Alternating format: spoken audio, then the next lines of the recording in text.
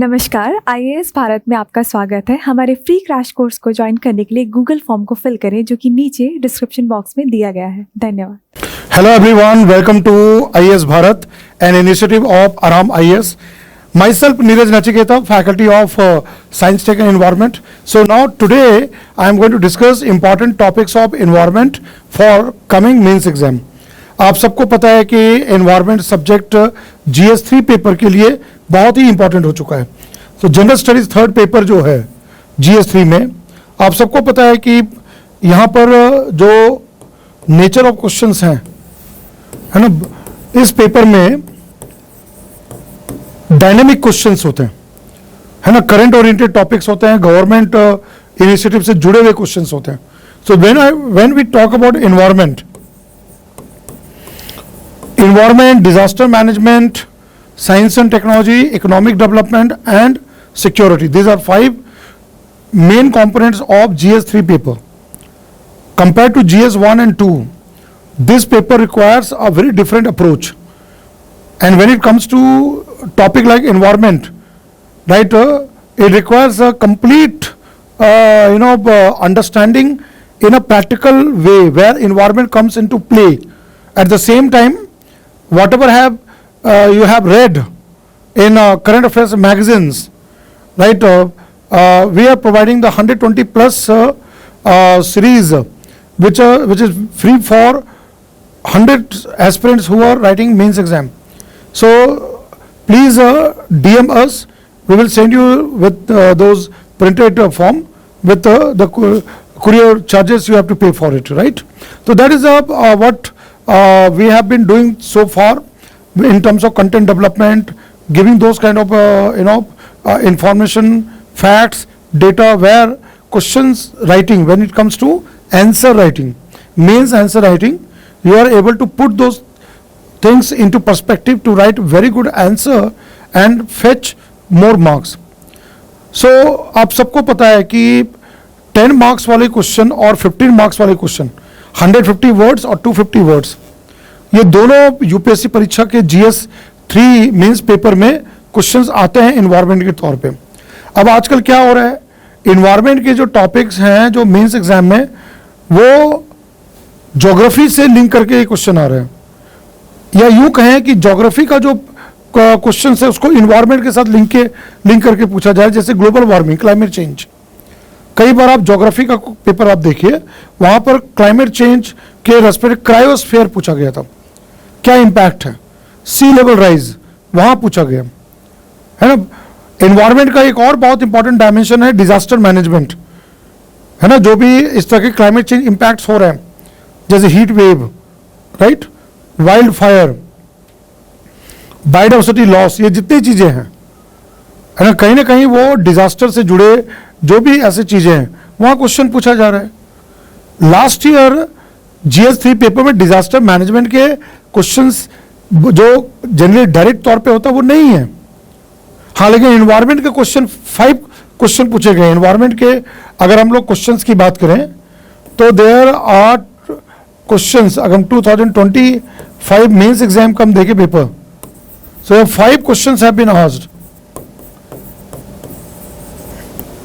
Environmental impact assessment, उसमें लगातार question आ रहा है मेंस एग्जाम में, राइट। माइनिंग को लेकर, माइनिंग रिलेटेड जो इंपैक्ट्स हैं उसके कॉन्टेक्स्ट में जो इन्वायरमेंटल क्लियरेंस आता है, तो लास्ट ईयर जो EIA के क्वेश्चन आए हैं वो डायरेक्ट नहीं था, वो माइनिंग के कॉन्टेक्स्ट में पूछा गया। Water has become a very important theme for mains exam, even for prelims exam. So water related problems, right, pollution और groundwater, other scarcity, UPSC is asking question about that. वहाँ questions आ रहे हैं।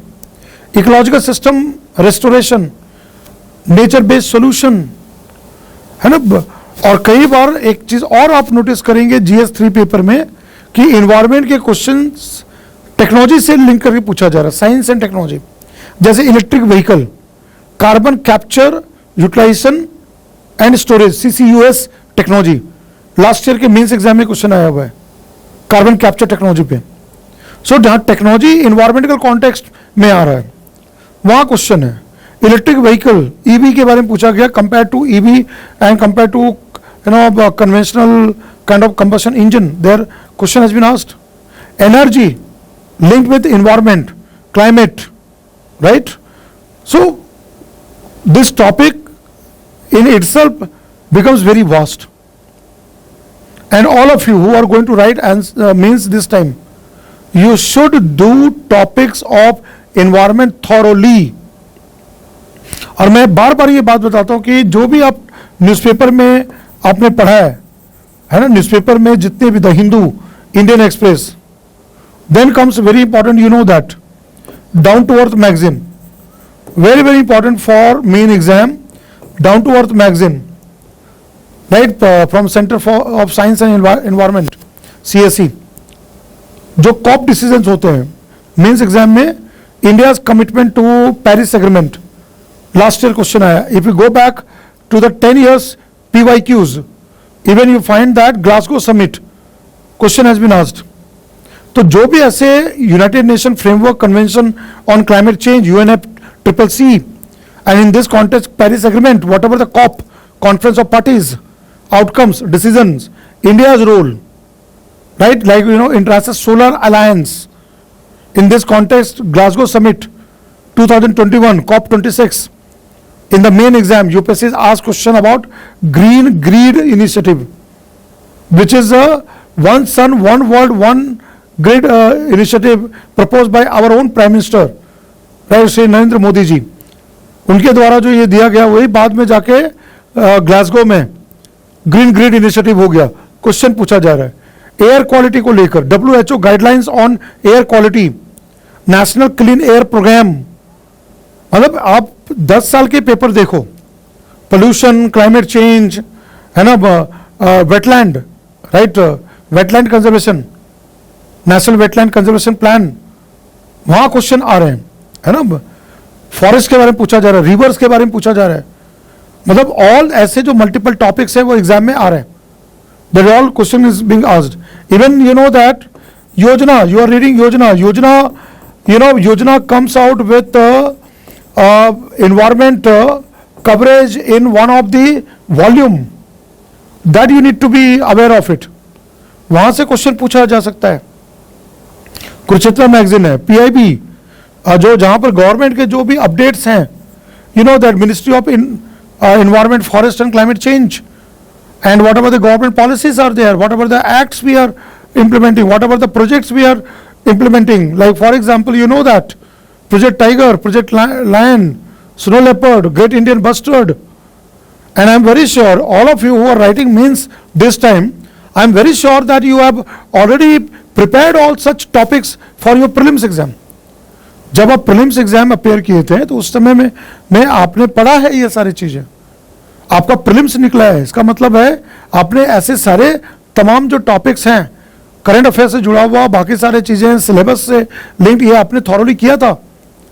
अब आप mains दे रहे हैं इस बार, right, तो आपके पास पहले से नॉलेज बेस है, बैकग्राउंड है, केवल पॉलिशिंग चाहिए.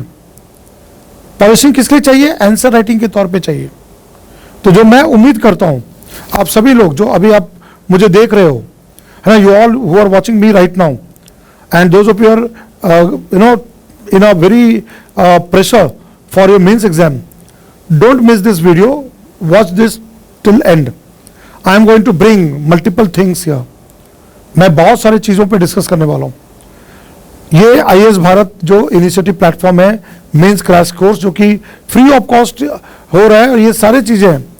और आप जो टॉपिक्स मैं हाईलाइट कर रहा हूँ, हाँ पॉजिटिव ऑफ टाइम है लेकिन कोई प्रॉब्लम नहीं, लेकिन जो चीज़ें मैं हाईलाइट करूँगा या जो पॉइंटर्स मैं दूंगा उसको आप डेफिनेटली गो थ्रू कीजिए.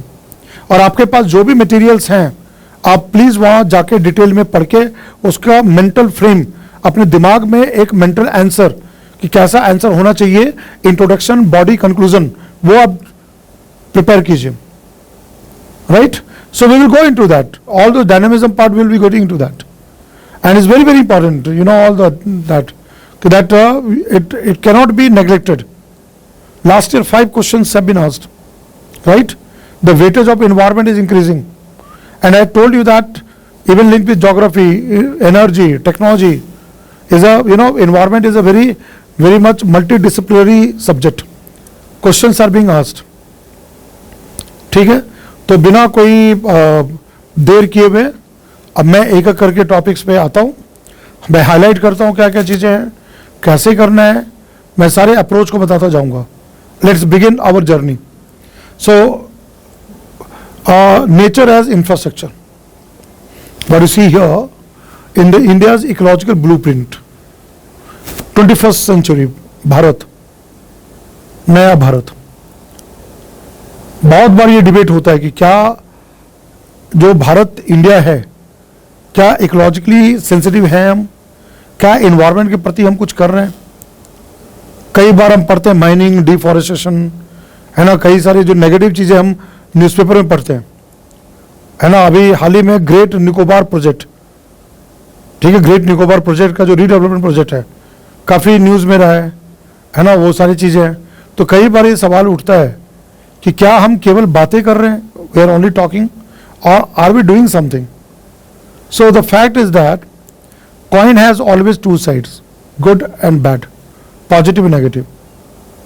So for a candidate like you who is writing the mains exam, who will become the part of government machinery in future, serve the country as a civil servant, there is no room of negativity, right?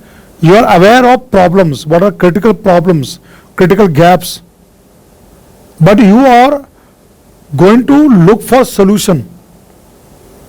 समाधान. समस्या आपको पता है, समस्या सभी को पता है, लेकिन उसका समाधान कहां होगा, यह थॉट रखना बहुत जरूरी है फ्यूचर एडमिनिस्ट्रेटर को. तो मैं एक एक करके सारी चीजें बताऊंगा. So let's go to the this part. I will now come to the, जो आप ये देख रहे हो, आप you have studied that ecosystem services, right? Ecological system, ecosystem services, and I'm very sure you have prepared this topic for your prelims exam also. हमें ecosystem से क्या क्या सेवाएं मिलती हैं. एक बार यूपीएससी में एक बार क्वेश्चन आया, प्रीलिम्स एग्जाम में एक बार क्वेश्चन पूछा गया, right? It has been asked once in the prelims exam that what is, which of the following is supporting service, nutrient cycling and all this. But for the main exam, right, this topic becomes important. Millennium ecosystem assessment report, right, 2003-5, UN commissioned Millennium Ecosystem Assessment Report, right? This report commissioned by UN and thousands of scientists worldwide who did a study and came out with a report in 2005, right? Brings about 4 types of services, right? Or even we can take 5 types of services also. You are aware there. I'm just highlighting with the diagram there. First is provisioning service. What nature provides us? Food, water, right? Medicine, timber, raw materials, rubber, tannin, lot of things. Then you know that second comes here the regulating services, the nature, the ecosystem, forest as an ecosystem, right? Control flood, drought, even pest control. Trees prevent soil erosion. All these are regulating services. Forest moderate climate moderation, right? Gives us oxygen.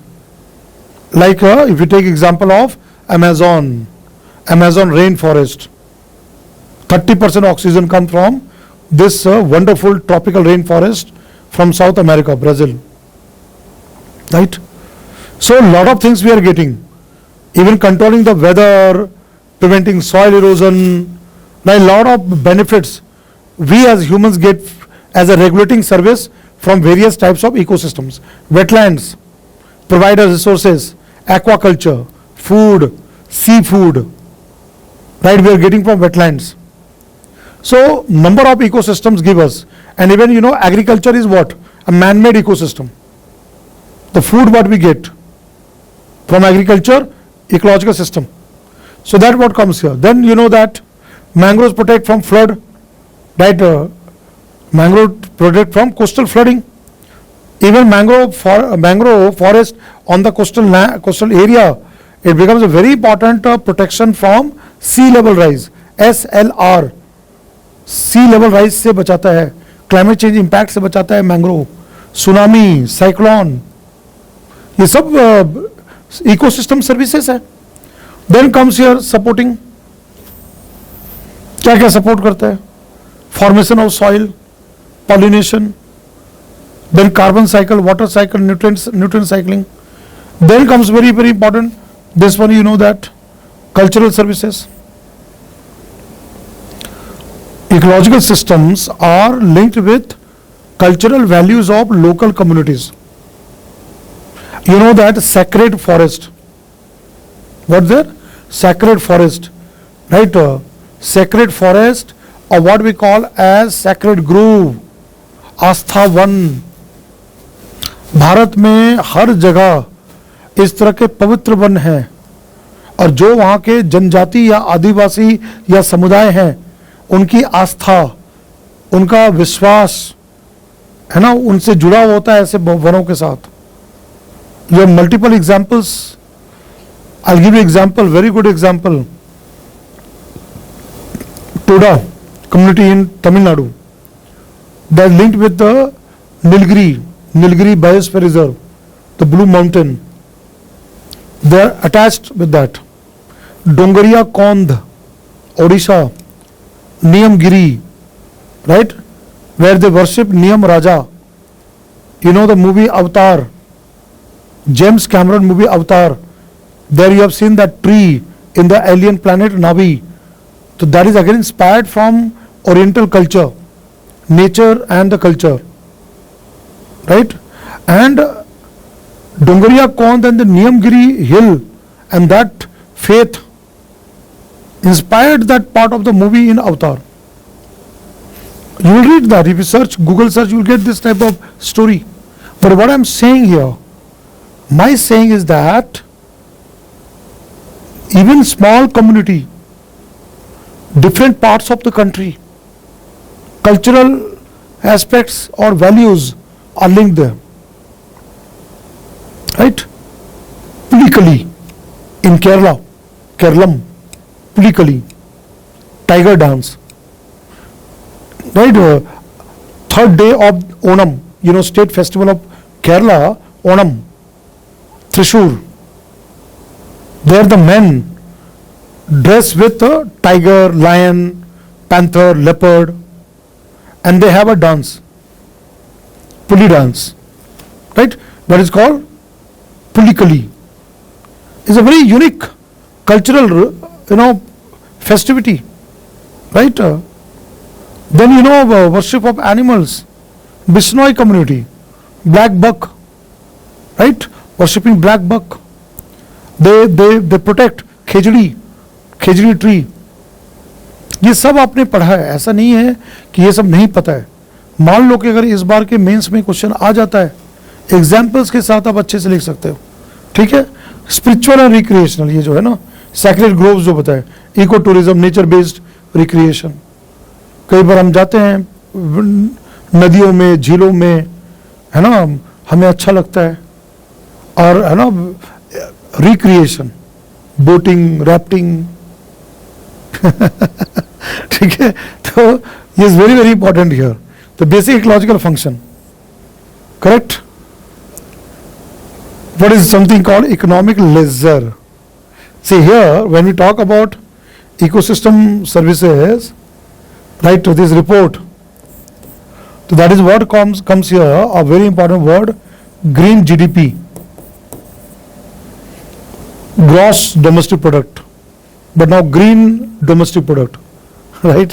Whatever income we get from the nature, monetary terms.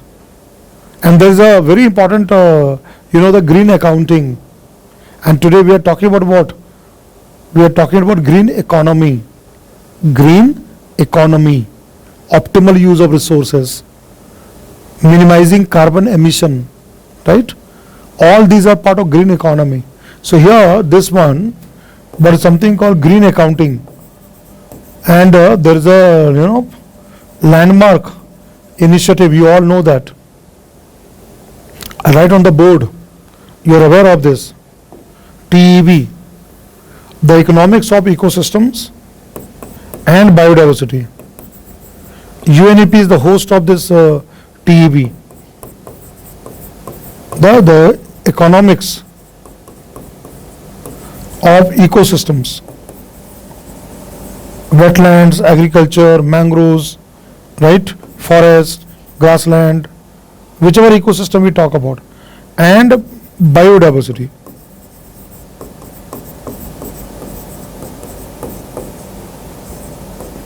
This is a TEB.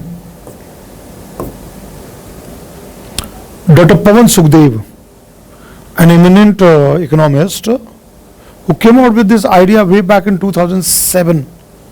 2007. It's going to be 20 years. So who knows, might be a question in the exam this time. So their monetary valuation of such kind of ecological system services and biodiversity values, that is done through a methodology, so that decision making can be done and policy makers can consider those type of green GDP and can decide about accountability of any loss of ecosystems like forest and biodiversity. It's a very important thing, right? ये चीज आपने पढ़ा होगा, ये है ना कि हम मनी टर्म में कितना कर सकते हैं, और कई चीजें है ना मनी से ऊपर है. हम हर चीज को पैसे से, है ना, कंसिडर करते हैं. ये नेचर हमें कई चीजें देता है जो मनी से ऊपर है, मॉनेटरी एस्पेक्ट से ऊपर है. तो वो चीज को वहां पर, और जब आप यूपीएससी के क्वेश्चन का आंसर लिख रहे हैं, आपका आंसर में वो दिखना चाहिए that you are pro nature. भले आप पेड़ नहीं लगाते हो, ठीक है, भले आप पेड़ नहीं लगाते हो, है ना, सफारी नहीं जाते हो, लेकिन आपके दिल में ये है, अब वो दिखना चाहिए आंसर में, ठीक है. So that is one very very important thing I have come across there. Now carbon vault, blue carbon, right, coastal area, mangrove forest, seagrass bed, coral reef, kelp forest, all these are making headlines. So let me come with more information here. This one, the coastline, what you can see here, mangroves, mangrove forest, this is mangrove. What do you see there? Blue carbon. Blue here refer to ocean. Carbon is whatever the ocean takes up as a sink. What is something called carbon sink? CO2 in the atmosphere. They're tapped by such kind of a mangrove plants, phytoplanktons. Then seagrass bed. Seagrass, shallow seawater, which is home of dugong, marine turtles living in the seagrass bed. Now what is here? Mangrove seagrass is salt marsh, trap carbon in waterlogged soils where low oxygen slow decomposition. Now what is the report is saying? The report is that Indian State of Forest report, you know that we have biannual status of forest in India. Forest Survey of India, Dehradun, comes out with a report, right? Indian Forest Survey report. So 2021 report says that India has mangrove forest where coastal areas, and there has been decline of 7.91 square kilometer. So you know that it means answer, facts, data become very, very important, right? Data becomes very, very important. So in the coastal area of India, East Coast, Bay of Bengal, West Coast, Arabian Sea, and Andaman Nicobar Islands, Lakshadweep. If you look at the entire coastal area, now we have more than 11,000 kilometer, the long coastline reassessed recently. Earlier we have our estimate was 7516, but now reassessment has been done. 11,000 plus kilometer shoreline, coastline dotted with mangroves, seagrass, right? All this again coral reef, Andaman Nicobar, Gulf of Mannar, Gulf of Kutch. We have such kind of coral reefs, right? Even mangroves there. Seagrass bed, Andaman, Nicobar, Gulf of Mannar, Kutch, all this where you have dugong, sea cow, which feed on seagrass, all these are there. But what is the report is saying? That India has lost 7.91 square kilometer of mangroves, mangrove forest. So such data you have to remember that. Agroforest, green carbon. Now new thing has come, green carbon. One we are talking about blue carbon, and second is the green carbon. That is from forest. And now what central government is promoting? Agroforestry. Agriculture with silviculture, forestry, right? So here agroforestry, tree-based farming, and second thing where green carbon comes, that is called pit land. A very important one, pit land. What is pit land?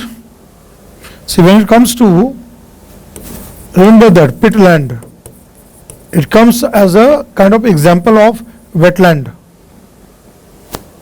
Largest terrestrial carbon sink, and pit land, right, is a kind of marshy land, right, is a type of wetland where land filled with water, waterlogged area.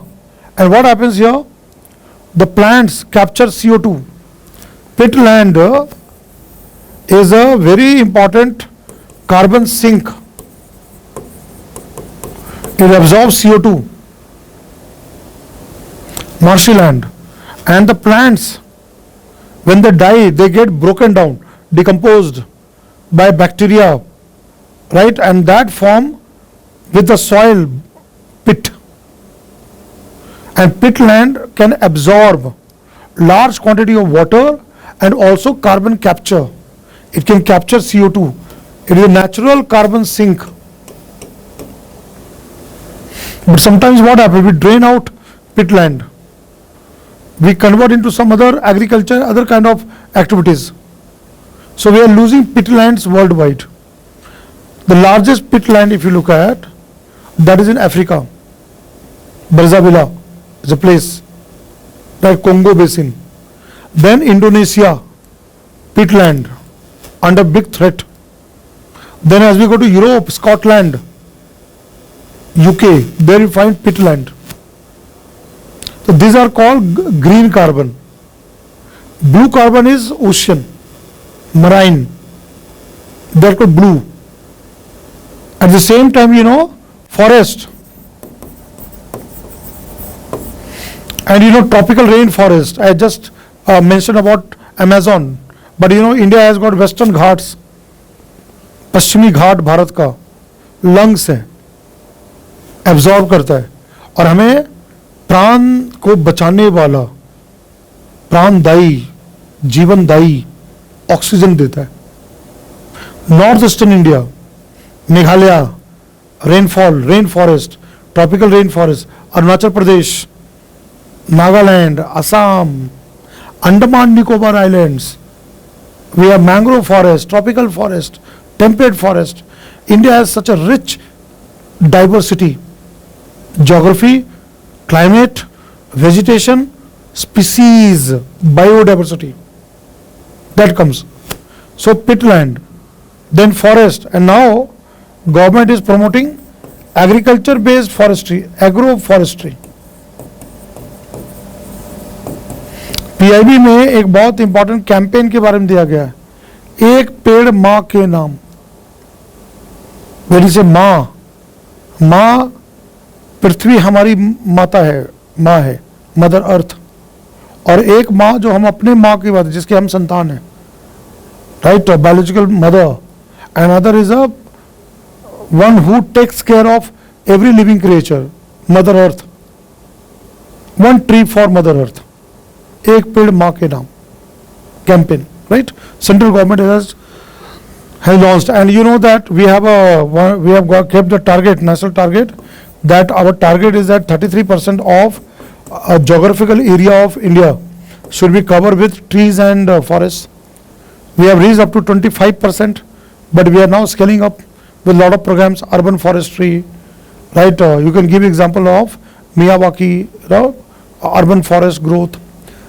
We are also having trees and plants planting in the highways.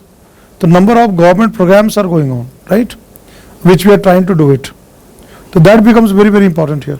So this is what you find here: green carbon, blue carbon, and now you can see that inland 30% share of global soil carbon stored in peatlands, approximately 550 to 600 billion tons.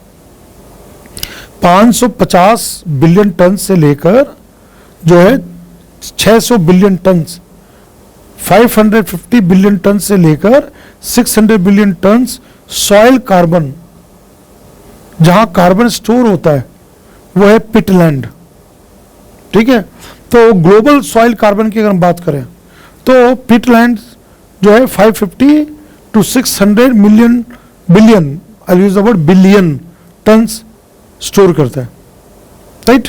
Is a very important ecosystem. तो वो चीज है। 28 million hectares current area under agro forestry की हम बात करें तो 28 million hectare, 28 million hectare आज इंडिया में एग्रो फॉरेस्ट्री में किया जा रहा है, और 550 मिलियन बाय 2050 का टारगेट है। Government want to create more agro forestry, and the target has been kept 50 million, right, hectare by 2050, mid of the century, which will also be a very important thing for fighting climate change, absorption of CO2, which is a greenhouse gas, right. This is very important data. Data always help write good answer. You should always remember important data from government reports, international reports, that you have to do that. Now coastal bioshield and ecosystem, if you look at, now if you look at this photograph, right, this one, dredging, bioshield, mangroves क्या है, bioshield है, coral reef, ये आप देखो coral reef under the ocean, right, it also protects the coastline. But what is happening in the coastal area? Dredging, mining, pollution, over exploitation of resources, that is affecting the coastal habitats and ecosystems. Coral reefs are suffering because of coral bleaching caused by ocean warming and ocean acidification. Right, I'll come to that report part, but look at here. Right, coral reefs, you all have, you know that, considered to be rainforests of sea and ocean, right, under threat. And in India also there. In India also that, right, our coral reefs are under threat due to multiple reasons. Now, global coral reefs are also facing severe crisis.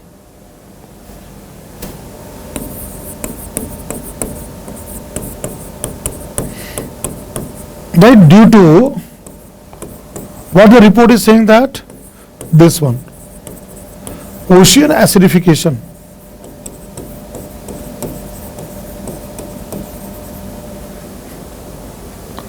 As more amount of CO2 builds up in the atmosphere, So what will happen? Sea and ocean will absorb it as a carbon sink. And when the CO2 dissolve with seawater, carbonate and bicarbonate, carbonic acid, which is a weak acid, but slowly the alkaline nature of seawater becomes acidic. अभी report ये बता रहा है कि global ocean का जो acidification है वो बढ़ गया है, और ओशन एसिडिफिकेशन होने से केवल कोरल रीफ को ही प्रॉब्लम नहीं है, इसका इम्पैक्ट बाकी मरीन लाइफ पे भी होता है. उसमें आपको पता है phytoplanktons like diatoms, right, they will be lost and they are producers of marine food web. अगर डायटम्स या फाइटोप्लैंक्टन्स खत्म हो जाएंगे तो जो ऊपर के जो लेवल्स हैं, ट्रॉफिक लेवल्स, जो बाकी जो मरीन स्पीसीज हैं, वो जो फूड चेन, जो फूड वेब है, वो कोलैप्स कर जाएगा. क्या हो जाएगा? कोलैप्स कर जाएगा. अगर कोरल रीफ वहां पर डेथ होता है, कोरल ब्लीचिंग होता है, पूरा का पूरा वो इकोसिस्टम कोलैप्स कर जाएगा. तो अभी ये थ्रेट आ रहा है. This one reports are saying that more carbon dioxide absorbed by oceans, that is affecting this kind of thing there, right? So this becomes very important for all of you to understand that, and that is what is known as coral bleaching. You know that coral has a symbiotic algae zooxanthellae, and because of the increasing temperature, pollution, right, then again acidification, what happened? That this zooxanthellae comes out of the coral. Corals are marine animals, they live in colonies, they don't have any color. The zooxanthellae, marine algae which lives inside the tissue of the corals, impart color.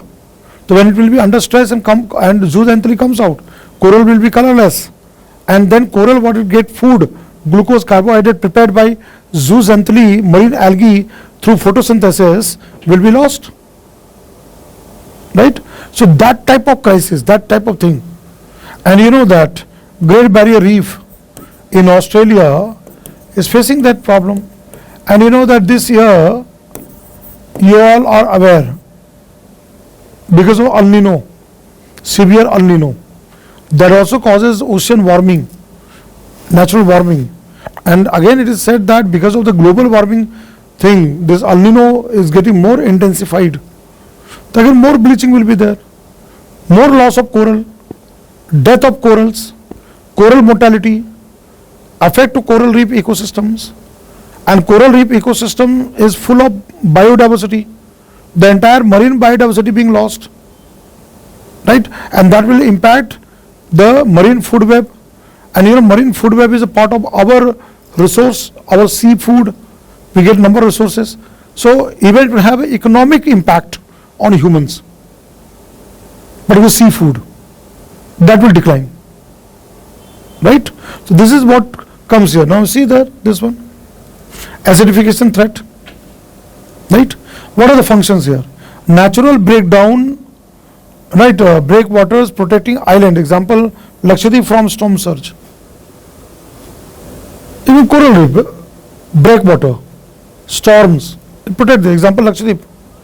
Now see here what is given here. 1.44%. I again repeat. 1.44% percentage of global high seas currently protected.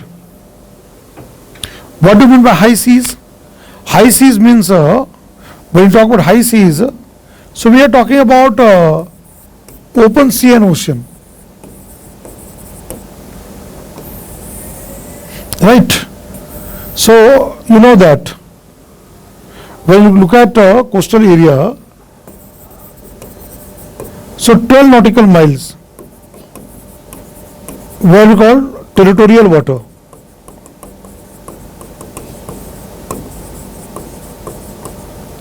Right? 200 nautical miles, which you all know that it's called as a EEZ, Exclusive Economic Zone.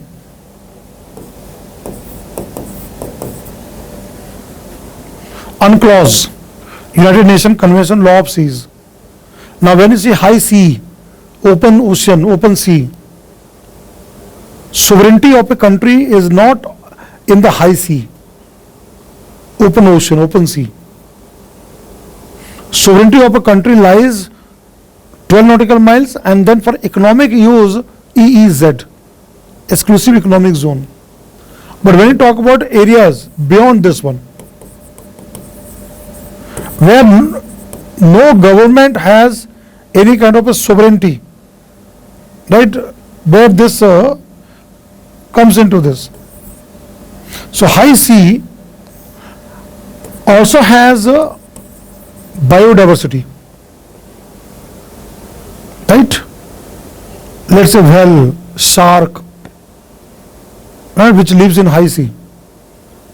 So now there was a biodiversity beyond national jurisdiction, BBNJ, right? Governments, international level, how to protect marine biodiversity that is in high seas there. So India recently ratified this treaty to protect biodiversity beyond national jurisdiction, BBNJ. Is one of the part which comes under umbrella international law or convention called UNCLOS, United Nations Convention on Law of Seas. तो ये भी news में तो 1 point तो ये कहा गया है कि अगर हम हाई सी की बात करें तो only 1.44 right percentage have been formally protected.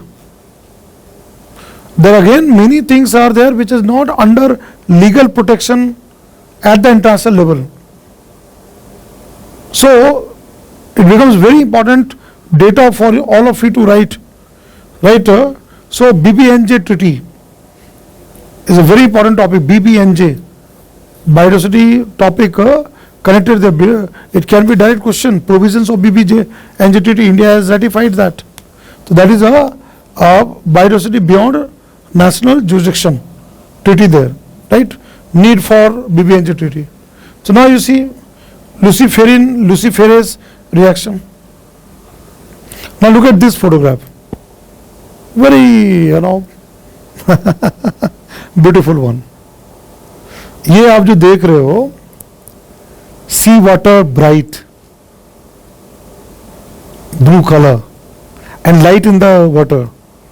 This is called bioluminescence.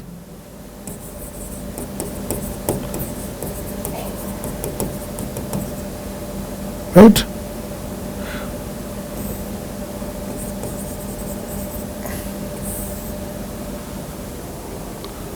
And recently, which made headlines, Visakhapatnam, Bhimli beach, right?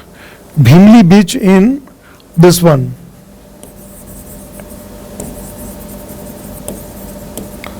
Visakhapatnam, where in the night time, this bright blue color light in the seawater. Even Visakhapatnam, not only Visakhapatnam, it has been seen across Goa, right? Even Goa, this type of bioluminescence. As you know, fire glow, Jugnu. You have seen Jugnu, fire glow. It emit the light. Similar to that, we see here in ocean water. And now this is because of diatoms. Diatoms are phytoplanktons, right? They generate this kind of bioluminescence. And it's basically chemical reaction.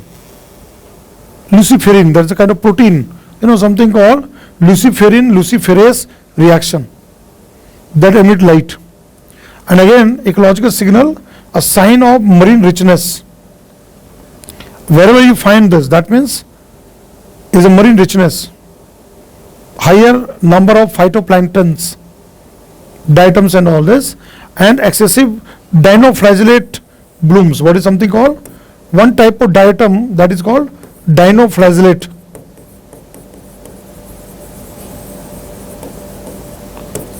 Bloom. right? Where dinoflagellate, which bloom, kind of phytoplanktons, very marine microscopic thing there. See, even UPSC Mains exam, you will be asked mechanism. It can ask you the question on mechanism. What is this phenomena of bioluminescence? What it causes? What is the reason behind it? And what is the impact on the marine ecosystem, marine biodiversity, right? So blooms there indicate nutrient pollution, and oxygen stress. Suppose you get the question, this bioluminescence seen in the ocean water, color blue light, what is the cause of it? Dinoflagellate, phytoplankton which increase, bloom, what is something called? You have read about algal bloom, algae, similar to this bloom, dinoflagellate bloom. Although it shows marine richness, but why it blooms? There is more nutrients in the sea water. So diatoms are able to multiply very fast, same as algae. And from where the nutrients will come? That is because of eutrophication. What is the word here? Eutrophication. Because of pollution, right? Nitrogen, phosphorus coming to the sea water. That will be part of it, this phenomena. And remember that if there will be bloom of dinoflagellate or diatoms in the sea water, and it happens because of the eutrophication, pollution. So what impact will be there? BOD, biochemical oxygen demand will increase. What will increase there? Biochemical oxygen demand will increase. And when the BOD level will go high, that means dissolved oxygen becomes less. And that when the ocean, marine ecosystem, where the oxygen level will dip in the water, dissolved oxygen stress, it creates a dead zone. क्या create कर देता है? Dead zone. क्योंकि सी water का जो dissolve oxygen है उसकी value कम हो जाती है. तो जो मरीन स्पीसीज है, फिशेस या बाकी जो स्पीसीज है जिसको डिजॉल्व ऑक्सीजन चाहिए, वो नहीं मिल पाएगा enough amount, and they will die. है ना, व्हेल हो, शार्क हो, बाकी मछलियां हो, टर्टल हो, टोटोइज हो, डुगोंग हो. अब जब ऑक्सीजन स्ट्रेस हो जाएगा, डेड जोन बन जाएगा, डिजॉल्व ऑक्सीजन कम हो जाएगा, तो वो सर्वाइव नहीं कर पाएंगे. They will die.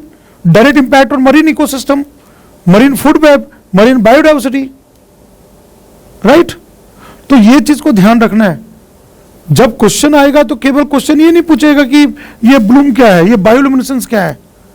उसका केमिकल रिएक्शन है luciferin with luciferase enzyme, this light is being emitted.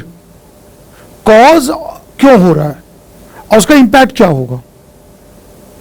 Let's say 150 words question you have to write in the mains exam. तो ये पार्ट को रखना है. Now look at here another thing, policy call out. ये policy call out की बात है. Solution कि इंडिया फर्स्ट डुगोंग, है ना, conservation reserve established in Palk bay, Tamil Nadu. बहुत इंपॉर्टेंट न्यूज है ये जो है ना, is a very important news which I would like to add here. That is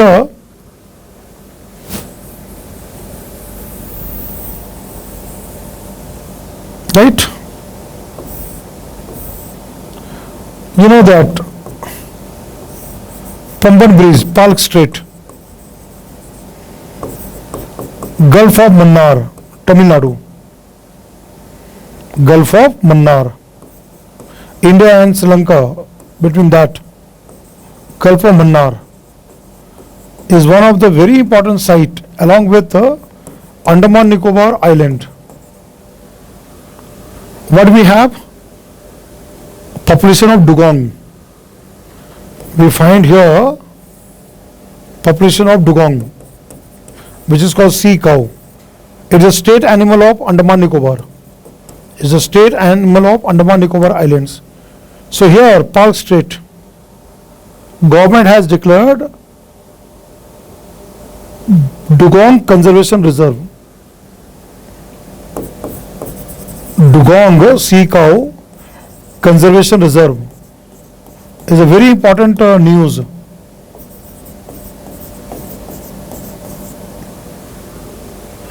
You know that sea cow, dugong, it feeds on what? Seagrass. Seagrass bed is a marine mammal, is a herbivore, and the food of dugong is a seagrass. So shallow water seagrass, tropical ocean, where dugong survive. And according to IUCN Red Data book, it is a vulnerable. Dugong, already question prelims exam has come there. So if you look at IUCN status, is a vulnerable. What do you mean by vulnerable? Where half, 50% of its population has declined over last 10 years, 10 साल में 10 years or 3 generations. Right, vulnerable category, 50%, half of population. It's a threatened species. Even dugong you will find in some part of Kutch also, Gulf of Kutch. Here you know there is a Gulf of Kutch.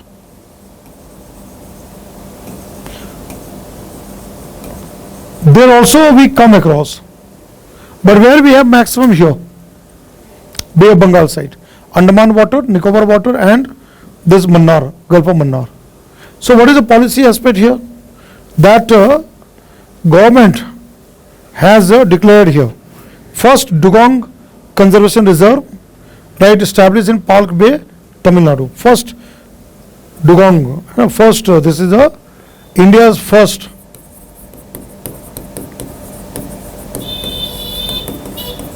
dugong conservation reserve. So it maintains the seagrass land there, seagrass area there, right?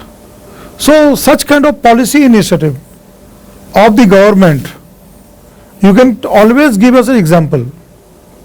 You can always quote as an example. आप इसको उदाहरण के साथ में समझा सकते हैं, है ना, वो दे सकते हैं. जो भी एक नया गवर्नमेंट का इनिशिएटिव हो रहा है, जो भी नई चीजें हो रही हैं, है ना, वो चीज को आप बता सकते हैं. That is very very important from exam perspective there. ठीक है. So let's see here now water sponge, engineering aquifer research. What is happening? Because of demand of drinking water, demand of water for irrigation, extraction of groundwater, what is happening? The water table that is sinking, and water table mostly get recharged from the rainwater and wetland, like marshy lands. They act like a sponge. But what is happening? Because of urbanization, because of loss of wetlands, such aquifers are not getting recharged. So one aspect is the rainfall, what you can see here. When the rainwater comes, it percolates and recharges the groundwater aquifers. Now, what made headline? Now there's a science and technology, how the technology comes into play in terms of recharge such groundwater. Sometimes that rainwater harvesting, you have heard about the word rainwater, similar to that. So what is here? Traditional thought. If you look at traditional engineering, हमारे जो पारंपरिक तौर पे जो हम जल संचय करते थे, जो वाटर कंजर्वेशन करते थे, राजस्थान में जोहड़, है ना, बावलीज. यू सी हियर, ये इंजीनियर होता था जोहड़, अर्धन चेक डैम होता था, अर्धन चेक डैम, है ना, ये बनाया जाता था जोहड़. राजस्थान में आज भी ये जो पहले इंजीनियर थे उन्होंने बनाया है वो. इसी सूखे में भी वहां पानी मिल जाता है. फिर यहाँ क्या है? बावलीज स्टेप वेल. आपको बावली स्टेप वेल केवल राजस्थान में नहीं, आपको गुजरात में भी मिलेगा, है ना. Rani ki Vav, world heritage site, UNESCO has recognised as world heritage site. विश्व विरासत के तौर पे रानी की वाव को दर्जा मिला है. Step well, right, baoli. Then khadin, run off farming in Rajasthan, जो आप देख रहे हैं सर, जो रन ऑफ होते हैं, agriculture run off rain water through the water channel, khadin, उसको उस समय डिग किया जाता था, engineers of that time used to make that water recharge, है ना, वहां पर zing, another zing, glacial melt tanks in Ladakh, Ladakh में जहां ग्लेशियर्स होते हैं, और जब ग्लेशियर मेल्ट करता है उसका जो पानी होता है जो भरता है, जिंक बनाया जाता है, एक तरह का लेक होता है, ये चीज है ग्लेशियर मेल्ट टैंक। एक होता है लेक होता है या टैंक होता है, जैसे पानी का टैंक या कुंड बोलते हैं, उसमें ग्लेशियर में कैसा पानी होता है, फ्रेश वाटर जो हम ड्रिंकिंग के लिए यूज कर सकते हैं, जिंक में टैंक होता है ग्लेशियर मेल्ट। तो ये ट्रेडिशनल चीजें हैं जो हम रिचार्ज करते थे। अब क्या है, आप देखना है द अदर साइड, यहां पर देखो आप, मॉडर्न इंटीग्रेशन, जो चीजें हमारी परंपरा से जुड़ी हुई है वही चीज को लेते हुए अगर हम मॉडर्न टाइम्स में न्यू टेक्निक को ऐड करते हैं, mix of both modernity and tradition, it can do wonders, right. So you can see the modern aspect here, rooftop harvesting, rainwater harvesting. You see that this is a roof. So whatever water is there, you can see that it has been made like that, so that whatever the rainwater comes in the roof. Now you have a pipe. Through the pipe, it will go to this cylinder. You know, we have home water tank. Now let's say when the enough rainwater comes, so in the roof of house we have that enclosure which collect the water, and then through pipe it goes to this cylinder, and now from this cylinder the water will go to this recharge shaft, which will directly go to the aquifers, go to this one, and then inside the earth, है ना, भूमि के नीचे, inside the earth उसको recharge कर रहा है, rain water harvesting जो है। और यही जो पानी है धीरे धीरे जो है यहाँ पर अर्बन लेक रिस्टोरेशन, गवर्नमेंट क्या कर रही है, जो अर्बन लेक्स हैं, जो पोल्यूट हो रहा है, जो नेग्लेक्ट हो रहा है, उसको रिस्टोर करना, उसका प्रॉपर मेंटेनेंस करना। And not only urban lakes, even urban wetland, you know that in Chennai south there is a very important marshy land, Perinaikan, this marshy land has been restored. It can be very important sponge to collect water, storm water, and during the flood time, urban flood, it can really help drain those water from urban areas to such wetland, such marshy land. Perinaikan, this marshy land, a very important one, right? So that comes here. So aquifer recharge is a water governance correlation, stopping depletion at the source, right? What you can see that percolate. You can make this type of shaft, and the water, rainwater, can go inside here, right? It's very, very important here. This is what comes here, right? So very important thing is water conservation. Now source to sea, very important here. Now the next thing which I want to discuss, integrated river basin management. Integrated river basin management. River water, the river ultimately flow to where? Sea and ocean. Like here, this is the Himalaya, the glacier, where you have a glacier. Let's say Himalayan glaciers, melting of glacier. So that is here the glacier which melt.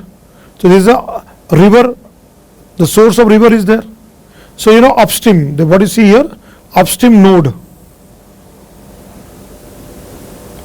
where after melting the glacier, the water, like Gangotri or Yamunotri, origin of river Ganga or Yamuna, the glacier base there. Now what happens? Sediment management and dam regulation to ensure delta stability. Right there it is worked there. so that it remains there. Then tributaries are there which goes and meet on the river front, right? So now managing what is this program? Integrated river basin management, managing the entire drainage basin. It should not be in a secluded way, silos, but a holistic, entire basin management. I'll give very good example. Namami Gange, National Mission to Clean Ganga. Right from Uttarakhand till Uttar Pradesh, then Bihar and West Bengal. The entire river basin approach is followed by the government. Right? Similarly, if you take any river, let's say Himalayan river, there are many rivers are there. Indus and other rivers are there. Beas, Ravi and all. So how can we manage that entire thing? That is a basin approach. Right? So if you look at here, upstream node, then you have here midstream node. This is midstream. Right, this part. Midstream node. So this is the upstream node. Now what is here? Upstream sediment management and dam regulation to ensure delta stability. So that the delta, where the delta is formed, where the river meets the sea. Like Ganga forms a delta, Sundarban area with Brahmaputra and Meghna. Then Kaveri delta, Krishna delta, Godavari delta, Mahanadi delta. All those rivers flowing to the east coast, Bay of Bengal. Basins a coastal plain. You know that northern Sarkar and Coromandel are broad. So rivers slow down and all the sediment which get deposited, it bifurcate into channel forming deltas. You have read in geography. आपने geography में पढ़ा है delta formation.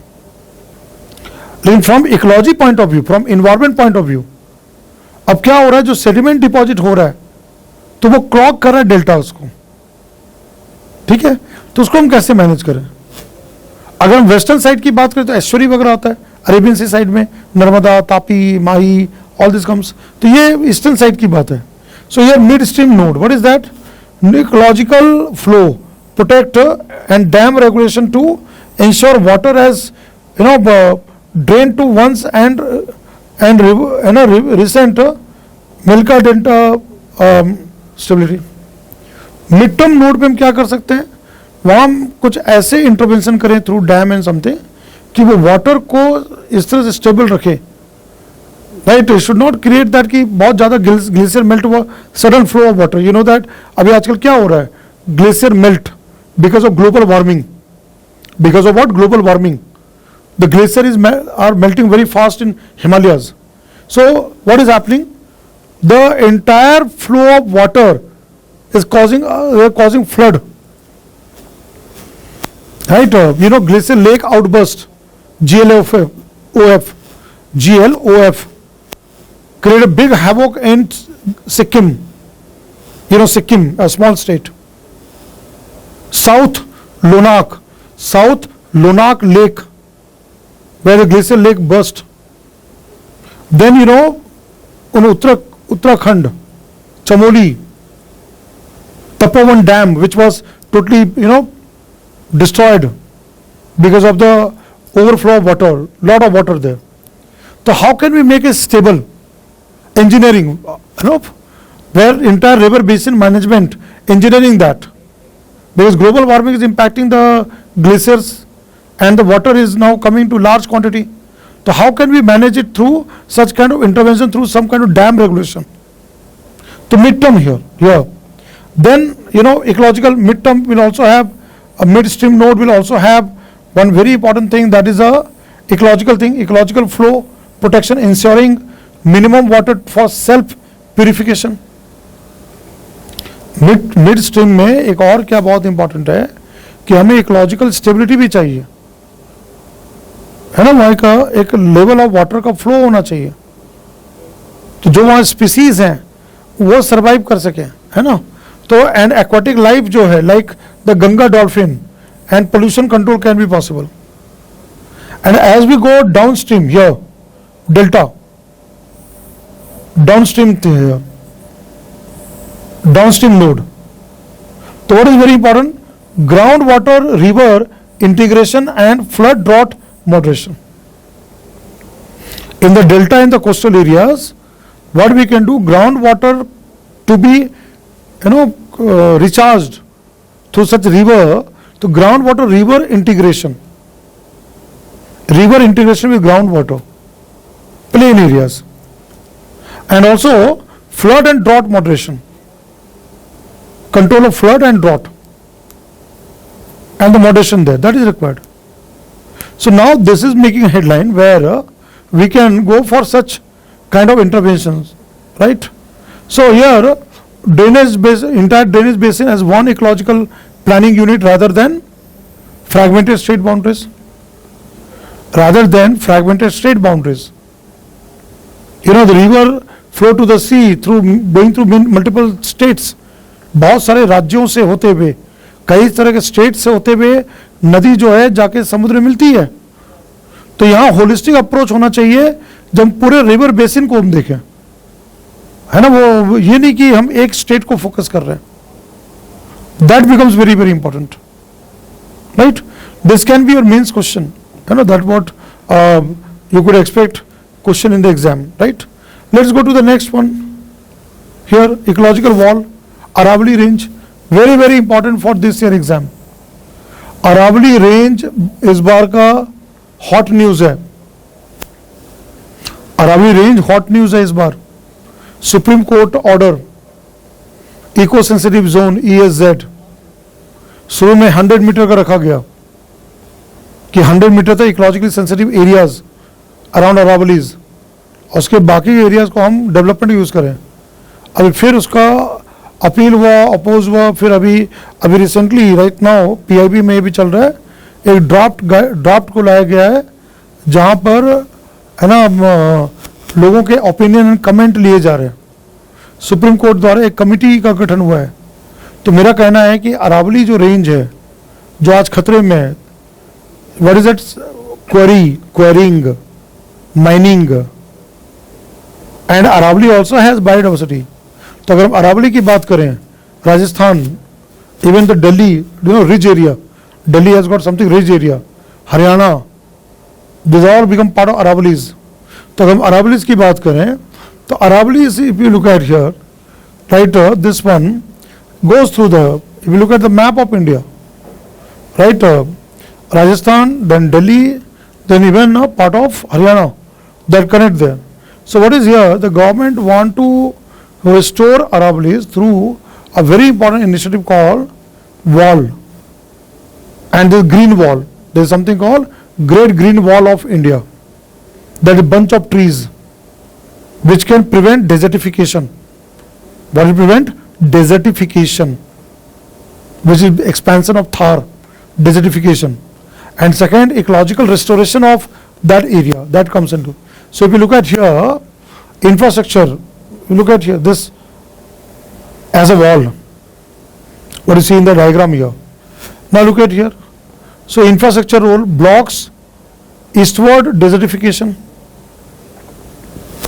Aravalli, right, and this type of wall which we build, so which will stop the or prevent the desertification. That is where the fertile lands are becoming barren land, desertification part. Then recharge NCR groundwater. Aravalli role, recharge groundwater. Delhi NCR, regulate urban heat island effect. Urban heat island जो हो रहा है उसको dissipate करने में अरावली मदद करती है. फिर यहाँ पर क्या है, मॉडरेट डस्ट स्टॉर्म, जो डस्ट का स्टॉर्म उठता है उसको रोकने में भी काम करता है अरावली. तो अरावली का ये रोल है, importance of Aravalli range. See here, है ना, ईस्टवर्ड डेजर्टिफिकेशन को रोकता है, फ्लो जो है, रिचार्ज करता है एनसीआर का ग्राउंड वाटर, रेगुलेट करता है अर्बन हीट आइलैंड इफेक्ट को, और मॉडरेट करता है डस्ट स्टॉर्म को. अब आप देखो थ्रेट क्या है ना, what are the threat for Aravalli. Severe degradation जो हो रहा है उसमें एक क्वेरिंग, तो यहाँ पर क्या है, severe degradation due to quarrying.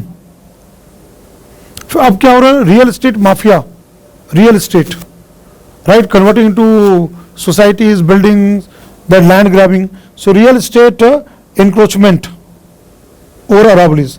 And what is happening? Fragmented interstate governance. Aravalli का जो बाकी जो स्टेट के बीच में जो एक मिलकर काम होना चाहिए अरावली को प्रोटेक्ट करने का, तो वो उस तरह का हो नहीं पा रहा है.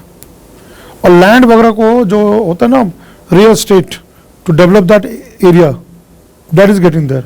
And quarrying, sandstone quarrying, they destroying the hills of Aravalli. Legal shield क्या है? Supreme court, you know, MC Mehta, Mahesh Chandra Mehta, PIL. So MC Mehta and TN Godavarman very famous cases हैं. सुप्रीम कोर्ट का 2 केस, MC मेहता जी जो कि PIL के लिए ग्रीन एक्टिविस्ट बोलते हैं, और जो TN गोदावरम जो कि फॉरेस्ट कंजर्वेशन से रिलेटेड, हमारा जो फॉरेस्ट एक्ट है गोदावरम, TN गोदावरम का जजमेंट जो है, have restricted mining, have restricted what? Mining, but reactive legal protection is insufficient without strict land use zoning and ecological planning.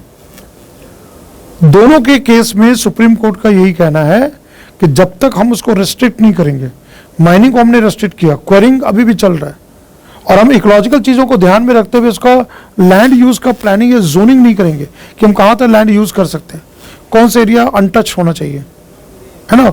और प्लानिंग जो इकोलॉजिकल प्लानिंग वो अरावली चाहिए. तो इसलिए अभी ये चल रहा है, वो कमिटी बनाई गई है जो है, जो कि अभी रिपोर्ट ले रहे हैं वहाँ पर. तो एक क्वेश्चन ये आ सकता है अरावली को लेकर. और एक इंडिया का गवर्नमेंट का प्लान है कि हम ट्रीज प्लांटेशन करें, हम ग्रीन वॉल बनाएं, जो कि दिल्ली से वहाँ से स्टार्ट होके सोनीपत होते हुए, है ना, अहमदाबाद के पास तक में, गुजरात तक में जा सकता है. ठीक है. तो ये बहुत इंपॉर्टेंट टॉपिक है, इसको प्रिपेयर करना है exam point of view, right. Now look eight biodiversity hotspots. Biodiversity conservation, वहाँ पे मेंस एग्जाम में डायरेक्ट क्वेश्चन आ सकता है ना, बायोडाइवर्सिटी हॉटस्पॉट के कॉन्टेक्स्ट में. तो अगर बायोडाइवर्सिटी हॉटस्पॉट की बात करें तो what do you mean hotspot? High level of endemism and threat, being threatened because of human development, such kind of threats are there. तो नेचुरली आपको पता है कि इंडिया में जो आपको मालूम है 4 बायोडाइवर्सिटी हॉटस्पॉट्स हैं. Western Ghats, Himalayas, then Indo Burma hotspot, north eastern part आता है, अंडमान पार्ट आता है, एंड सुंडा लैंड जो कि निकोबार का पार्ट आता है ना. ये चीज़ें 4 वेस्टर्न घाट्स के. अब देखो यहाँ पे क्या है कि बायोडाइवर्सिटी हॉटस्पॉट जो है, डेफिनेशन क्या है, इसमें क्या डेफिनेशन है बताओ. When you look at hotspot,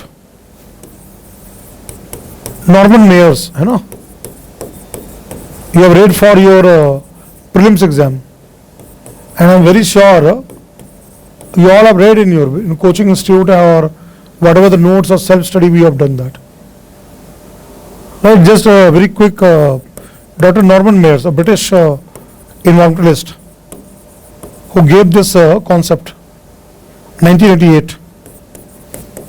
He published 2 papers in wrote 2 articles on hotspots, biodiversity hotspots in nature. So there this concept comes. So what is 2 things here? One is what?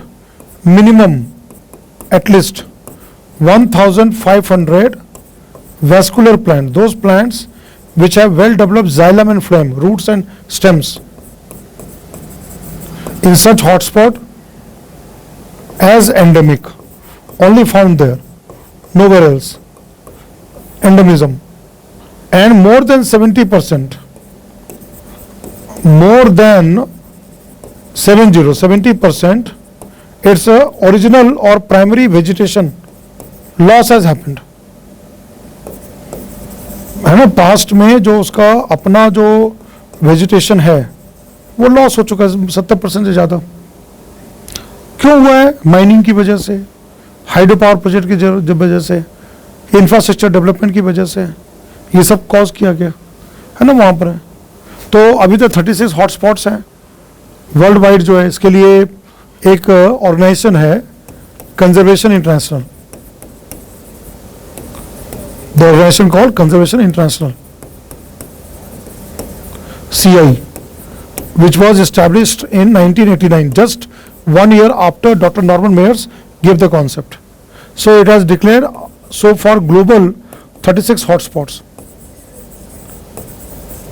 And out of this 36, India has got 4 hotspots.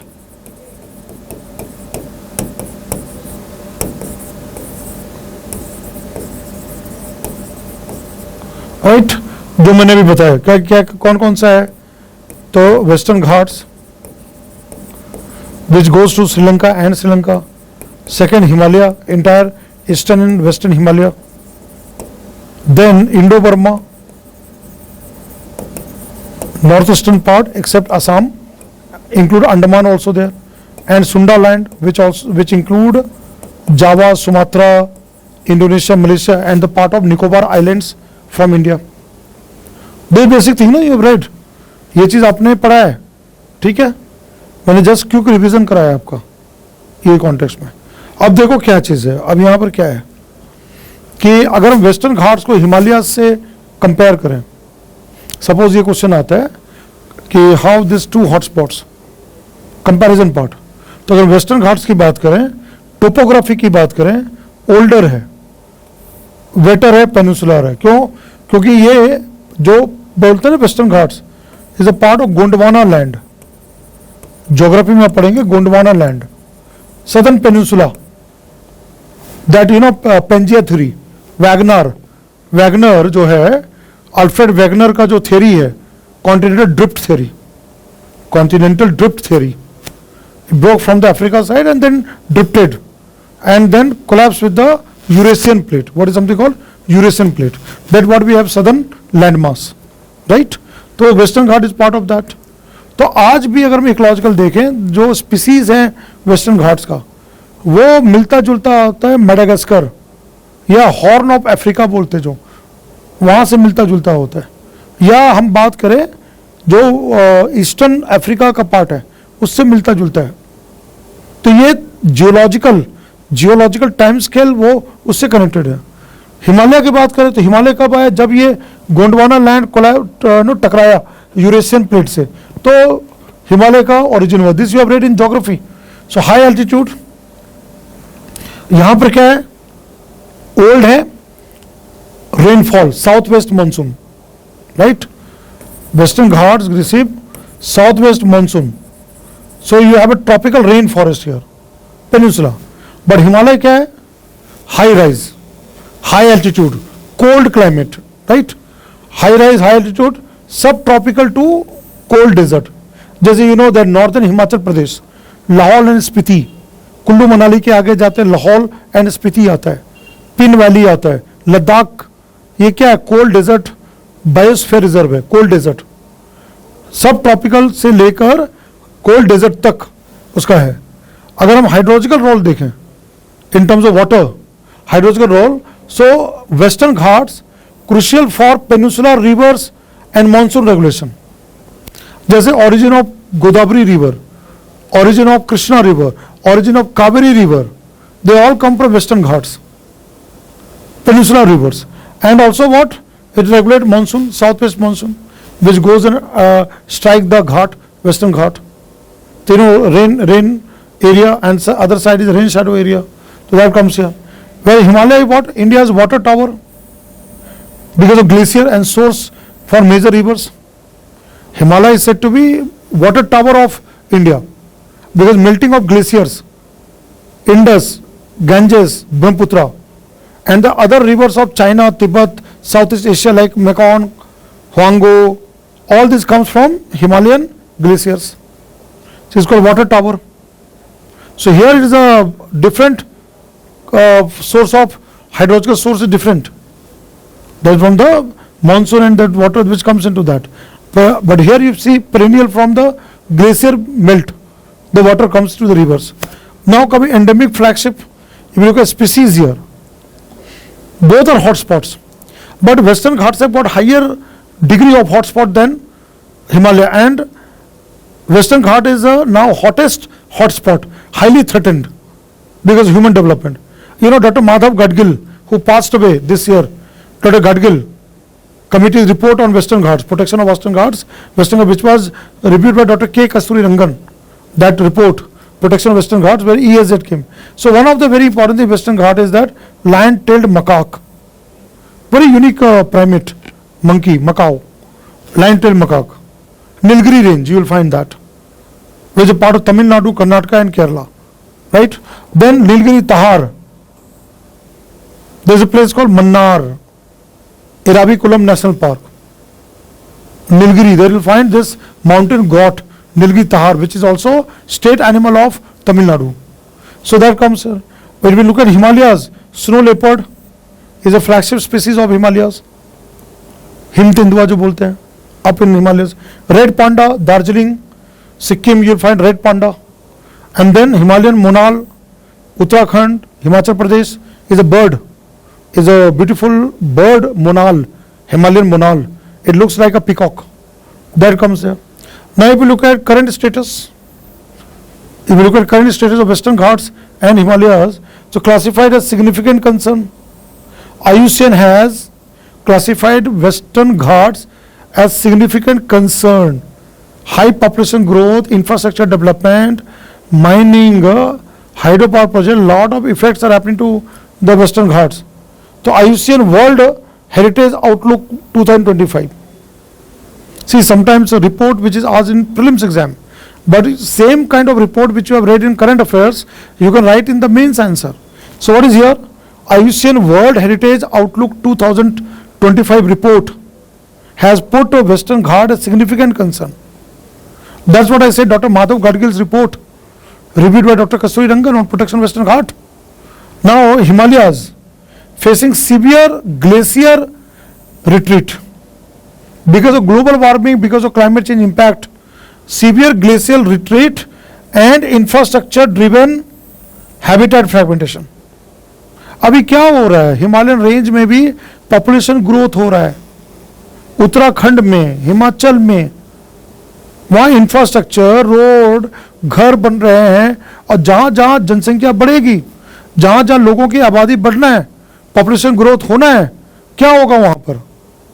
Green house gas का emission बढ़ेगा, carbon emission बढ़ेगा, और उससे और melting होगी, glacier lake bast करेगा, जो अभी हो रहा है। अभी तपोवन डैम बस्ट का जो मैंने एग्जांपल दिया, सिक्किम का जो लोनाक लेक का जो ग्लेशियर लेक आउटबस्ट हुआ, बहुत तबाही मचा है ना।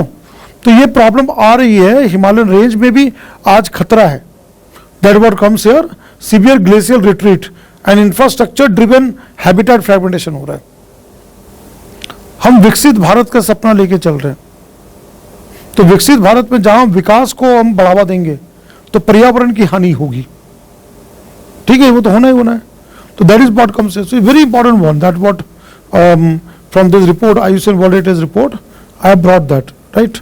That becomes very, very important. Clear here? Now let's go to the next topic of environment for means. I have discussed this hotspot. Silent workforce, ecosystem engineers, species, है ना, mains exam में species से भी question आ सकता है, और कुछ species क्या इंजीनियर स्पीसीज है, जो कि साइलेंटली नेचर को क्लीन करता है, but unfortunately we are losing those cleaners. And one example come vulture. You all know that biomagnification caused by diclofenac, the pain reliever drug. Right now you see here pollinators. One is the pollinators, agriculture workforce. Albert Einstein said, great scientist said, if all honeybees disappear from earth, the earth will be lost. सारे honeybees खत्म हो जाए तो पृथ्वी खत्म हो जाएगी. Pollination बहुत important है एग्रीकल्चर के लिए और for the planet earth. So if you see here this, if you look at pollinator, तो what is here, they basically transfer pollen like honey bee, humming bird, even that could be bats, bat as pollinator, other birds could be pollinator. So sustain yield, apple, mustard, ensure food security. लेकिन अब क्या हो रहा है, chemical pesticide, fertiliser, we are losing pollinators, right. So what is happening here, neonicotinoids and broad spectrum pesticides. क्या news में रहा है, neonicotinoids and broad spectrum pesticides, they are killing pollinators, and that will have a long term impact on agriculture and pollination. Now look at this scenario, vulture, गिद्धों के बारे में देखें. Vulture the sanitation workforce, क्या काम होता है vulture का, scavenger, they eat dead animal, natural scavenger. carcass. Even vulture has a religious importance with the Tower of Silence, Parsis, Zoroastrians, where dead human body है ना, किसको दिया जाता है? टावर ऑफ साइलेंस में रखा जाता है पारसी के मरने के बाद, उनका जो डेड बॉडी होता है। कौन खाता है? स्कैवेंजर्स, बर्ड्स वगैरह खाता है। दखमा, क्या बोलते हैं उसको? दखमा। लेकिन अब क्या है, वल्चर ही कम हो जा रहे हैं, तो वल्चर का धार्मिक संबंध भी है, रिलीजियस इंपॉर्टेंस भी है। देन व्हाट कम्स, स्कैवेंजर क्या करता है? Prevent zoonotic disease and Feral dog explosion. जब वल्चर होता है तो वो डेड एनिमल को, cow, buffalo, they eat those carcass, clean it. In absence of vulture, what will happen? Feral dogs, you know, you've seen the feral dogs as a scavenger, their population will increase because they will eat those kind of dead animal, feral dogs, they will increase, and that will create nuisance and problem, dog bites and all to the villagers and the people around that area. In absence of vultures, those dead animals, disease, you know, zoonotic, from animal to human, transmission of disease will take place. So vulture help not only cleaning by eating such dead animals, but also prevent growth of population of dogs, feral dogs, and also prevent the spread of zoonotic diseases from animals to human. So health, also protection the vulture does, right? Then what comes here? Protect public health. Now what is threat here? Diclofenac, veterinary non-steroid drug, and causing 95% population collapse. You all know that 95%, and the gyps vulture, they have declined and they have been categorized as critically endangered. What is critically endangered? According to IUCN, what do you mean critically endangered? When more than 90% population decline over the last 10 years or 3 generations have happened. So that is what has been there. There is a reason there. And you know, vulture conservation, for vulture conservation if you look at, so policy response here, banning diclofenac, government has banned this drug, veterinary drug. Then you know, vulture safe zone, establish vulture safe zone, VSZ, where no such kind of drugs will be used to the diseased cattle, where they give diseased cattle, and after diseased cattle it is fed by vultures. So what is, it comes in food chain, biomagnification, and then higher concentration affect vulture, gout-like symptoms and other things comes into that. And then captive breeding program like Pinjore and Bhopal, right? Pinjore has near Chandigarh has got Jatayu breeding center. So you know, vulture conservation, one of the area could be this one. See why we need vulture, the role of vulture, right? And now recently census has been done. Because the government intervention by banning diclofenac, vulture safe zone and all, now we are seeing the growth of vulture. So what is here? First thing is that there is a drug.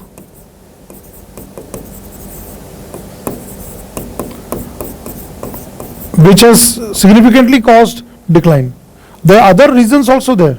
Habitat loss, like you know, deforestation, tall trees, habitat of vultures have been lost.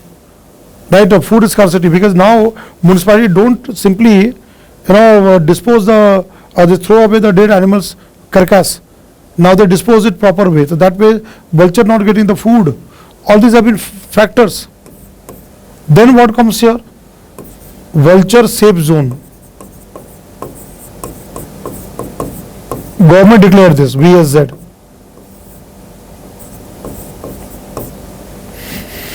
No use of such non-steroid or steroid drugs to the diseased cattle and all. And then vulture breeding center.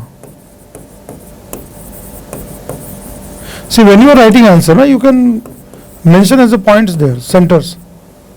And one of the very good example comes Pinjore Jatayu, named after Ramayana's iconic bird or Jatayu, which tried to save Sita Mata, from being kidnapped by Ravana.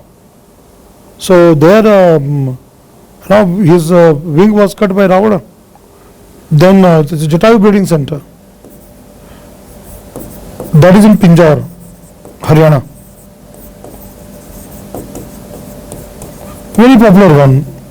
And it has successfully carried out breeding program of vulture, and then once the vulture bred, then they are under captivity, they are again sent to the natural sites. Then Bhopal has got, Jamnagar in Gujarat has got, even in Bengal, this place called Raja Bhat Khaba, that is Kuch Bihar, northern Bengal, right, Kuch Bihar, New Jalpaiguri, NJP, and there Kuch Bihar, there Raja Bhat Khaba vulture breeding center is another popular one.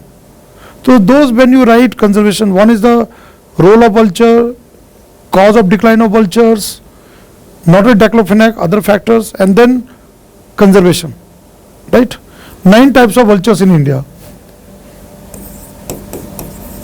and out of that 4 types called gyps vulture, Gyps bengalensis, right, all this one, and this what 4 have become critically endangered.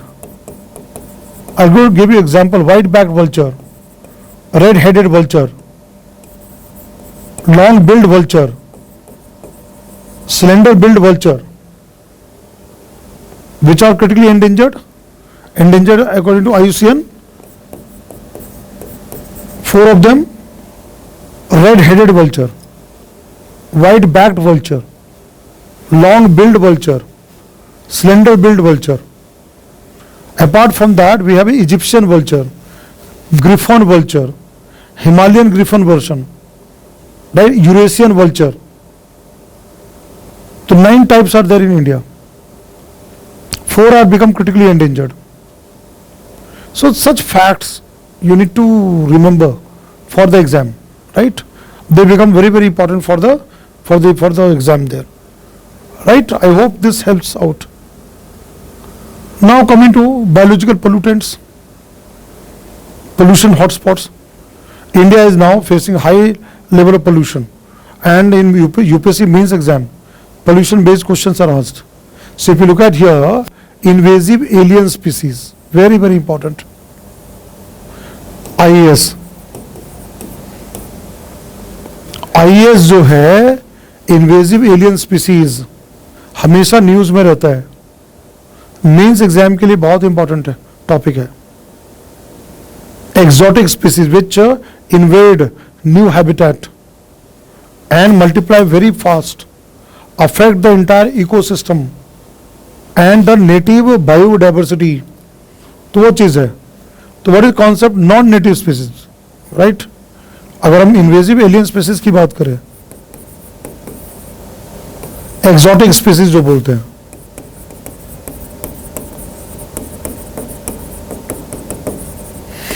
बहुत important ये part है. ये सारे concept याद रखना है. इसको exotic species भी बोलते हैं, और ये एलियन होता है, इसका मतलब क्या है, बाहर से आया हुआ है, नॉन नेटिव होते हैं, है ना?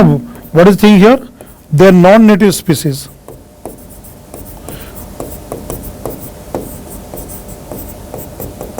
क्या होता है इसका, हाई डिस्पर्सल रेट होता है. It can be plant, it can be animal, they disperse very fast.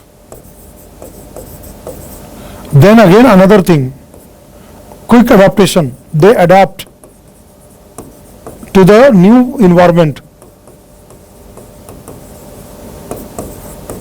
Wherever they are introduced, so they are able to adapt to the new environment. They are better adaptation. Then high breeding, they multiply very fast. They have got high breeding capacity. Whenever they go to new habitat, they breed very fast. So their population increased, and then they have a better utilization of resources. They are able to utilize natural resources there. So what happened? The native species, they are not able to get enough water, nutrient, and other things. So they become a direct competitor to the inhabitant, the native species, right? It can be fish species, it can be plant, it can be animal, reptile, mammal, it can be anything. Recent time, if you look at Example of plants, one is Parthenium. Weed, they multiply very fast, they disperse very fast, there. Then, Lantana camara has made a lot of, news headline. It has spread all over India. It was introduced more than 200 years back by Britishers, coming from American plant species, but now it's spread all over India. Elephant habitat, Lantana has been there. Parthenium, Congress grass, what we call there. Right, then I'll give you here Prosopis juliflora. Prosopis juliflora. In Tamil Nadu, Madras High Court asked the Tamil Nadu government to, weed out and then prevent the spread of juliflora prosopis. It's called Simai Karuvelam. It's a monster. Affected the entire area of Tamil Nadu. Simai Karuvelam. Right? These are all plant species. Then water hyacinth, Jal Kumbhi, is called terror of Bengal. Right? Water pond, lake, complete full with this Econia and water hyacinth there. Right? Then fish variety, goldfish. Then African catfish, mangur, they multiply very fast. And they affect, native fish like rohu, katla, then tilapia. This is a fish variety. Then reptiles, house gecko, house lizard you have seen, gecko. You see everywhere, house gecko. If you look at birds, pigeon, kabutar jo hai, house pigeon, is a invasive species of bird. Myna. Then I'll give you a very good example from US, Burmese python. Python, which was introduced from Myanmar to, this python was introduced into the forest of Everglades in Florida. What happened with this python? They multiplied very fast. This python multiplied very fast. And then they were introduced to control small prey, small population of animals. But this python became so invasive.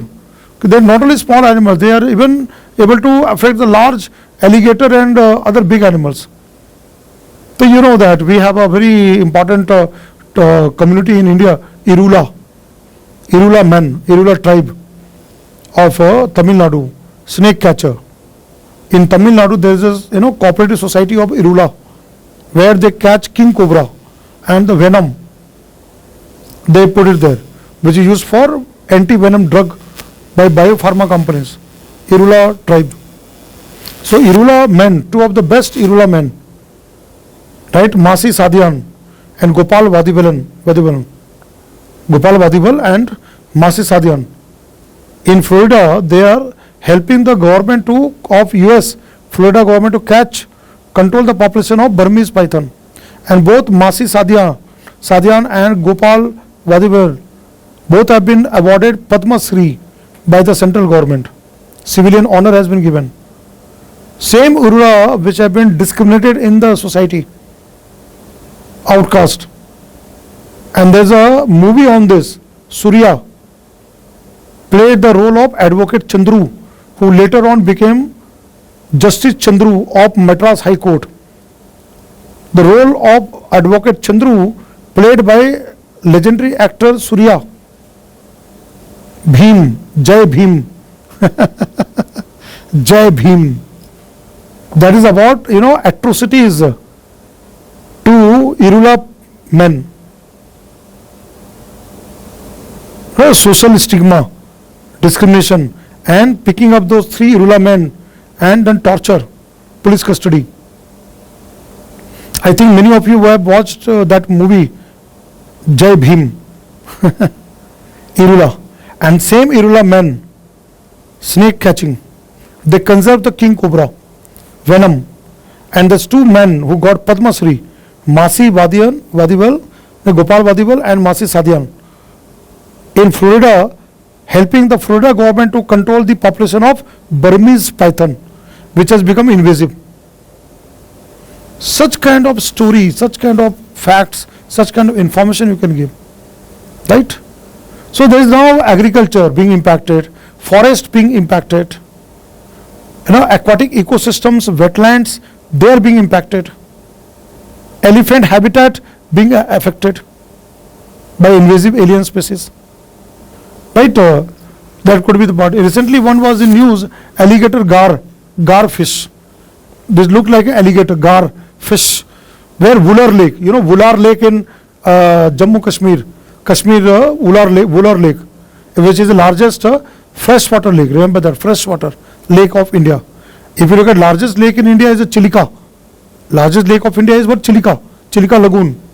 But Chilika is a brackish water, right? But if you talk about largest fresh water lake, that is a Wular Lake, Kashmir. What was found? Alligator gar fish, which is invasive, which multiply very fast, and they become very big, just like looks like an alligator. So Wular Lake was under threat. कहाँ से वो alligator गार fish वहाँ आया?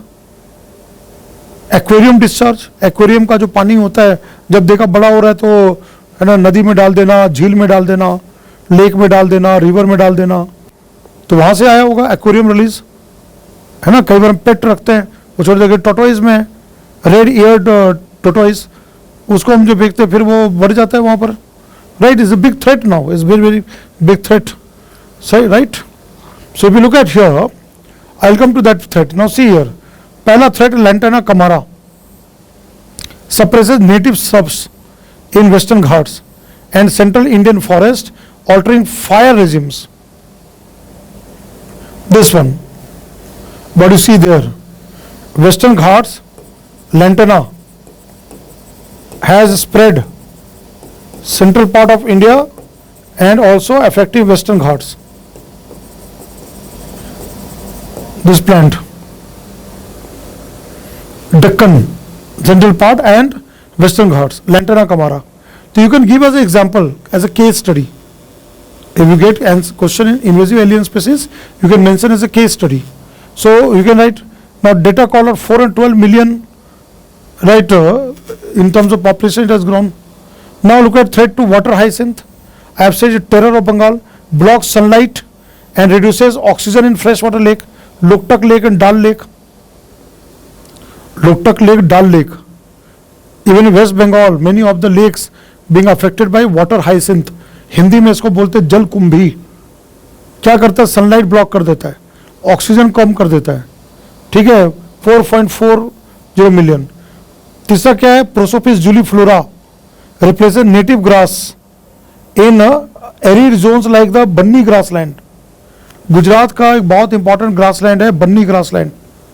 वो इतना बड़ा grassland है कि वो डेजर्ट ग्रासलैंड बोलते हैं, जो कि स्प्रेड करता है सिंध तक, सिंध इन पाकिस्तान तक, वहां तक उसका स्प्रेड है. ग्रेट इंडियन बस्टर्ड GIB, बहुत सारे बर्ड्स वहां आते हैं, बन्नी ग्रासलैंड. अब वहां क्या थ्रेट हो रहा है? जूलीफ्लोरा प्रोसोपिस जूलीफ्लोरा का खतरा हो रहा है, स्प्रेड कर जा रहा है. तमिलनाडु में सिमाई करुवेलम बोलते हैं वहां लोकल लैंग्वेज में, वहां पर प्रोसोपिस जूलीफ्लोरा का थ्रेट हो रहा है, ठीक है? चौथा जो है सेना स्पेक्टेबलिस, क्या नाम है? Senna spectabilis. Wayanad model pioneered India's first science based community led eradication. इस पर्टिकुलर वीड या इन्वेजिव एलियन स्पीसीज को कंट्रोल करने कहां पर? वायनाड, वही जगह जहां वायनाड लैंडस्लाइड हुआ था, है ना? During heavy rainy season, Kerala flood and the landslide every year during rainy season. Wayanad in Kerala, a successful model community participation to weed out, to eradicate this type of invasive species. So Sena Spectabilis Wayanad model, right? Science based, first science based, tracking where they are going, how to reduce them, what type of intervention required, science based community led eradication model. That you can give as example. Here you can see that this one, right? The Bunny grassland. Here you have Bunny grassland. Here you have a Wayanad, Kerala, right? And then here, what you find here, Loktak Lake and Dal Lake here, with Dal Lake. Here is a Loktak Lake, you know that. Manipur, Ramsar site, largest freshwater lake of northeast India is Loktak Lake in Manipur, Imphal, capital city of Manipur, Imphal, which is a very unique lake with the Fumdi, is a Ramsar site. Fumdi is a floating mass of soil and vegetation. Even the large Fumdi where you have houses, what are called Fumsang, very unique lake. And in that lake, this floating Fumdi, you know, the Loktak Lake, Fumdi, right? You have a Kibul Lamjao National Park, which is known for endangered animal, state animal of Manipur, bro antler deer, what is something called Sangai deer. Now since this Fumdi float on the lake, क्योंकि ये जो फुमड़ी होता है एक तरह का mat कचरा होता है जो कि ग्रास और श्रब से बने होते हैं और सॉइल होता है जो कि इस लेक में, लोकटक लेक में तैर रहा होता है ना। तो संगाई जो है, ब्रो एंटलर डियर बोलते हैं, जब उस पर चलता है तो ऐसा लगता है कि डांस कर रहा है, इट लुक्स लाइक डांसिंग, इसको डांसिंग डियर क्या बोलते हैं, डांसिंग डियर बोलते हैं, है ना। Manipuri brow antler deer state animal Keibul Lamjao national park है, is a floating national park of the world where Loktak lake, but today Loktak lake is in danger. Ramsar site of Manipur, northeastern India, it has been now put into Montreux record. What do you mean by Montreux record? Under Ramsar convention, for convention, Montreux record is that if any wetlands ecological characteristics has changed or changing or might change due to human population or technological growth, urbanization, industrialization, pollution, then it is placed into Montreux record. अभी हमारे देश का दो Ramsar site यहाँ पर है, एक Loktak lake, दूसरा Keoladeo. You all know that Keoladeo in Rajasthan, right, that is under threat. भारत का पहला था चिल्का लेक, जो सबसे बड़ा लेक है. चिल्का लेक को मॉन्ट्रेक्स रिकॉर्ड में डाला गया था, फिर उसको रिस्टोर किया गया, फिर चिल्का लेक को मॉन्ट्रेक्स रिकॉर्ड से बाहर कर दिया गया. लेकिन आज वर्तमान में दो हैं, लोकटक और केवला देव, है ना. So Chilika was added but then removed from Montreux record. All you have studied that, this all threads are there, है ना. तो one question could be here which you have to prepare for the examination, right, which I have talked about invasive alien species. Now system stress, economic and biological toll, some kind of data. I am coming to the data here, right. Let's look at the data here. 2 to 3% of GDP का 2 से 3%. Annual economic loss from climate related extreme events like heat waves and flood. क्या data है जो आप mains में लिख सकते हो, डाटा यूज कर सकते हो. 2 से 3% हमारा जीडीपी का लॉस हो रहा है, जो कि क्लाइमेट चेंज के द्वारा जो हीट वेव, जो स्ट्रेस हो रहे हैं, जिससे लोगों की जान जा रही है एक्सट्रीम समर में, है ना, और flood, urban flood, cloud burst, glacier lake burst, है ना, जो अभी फ्लडिंग हो रहा है, उससे जितना लोगों की जान जाना, बीमारियां फैलना, पानी होने पे क्या है, स्टेगनेंट वाटर पे बीमारी भी फैलता है, वो भी इकोनॉमिक लॉस होता है सोसाइटी के लिए.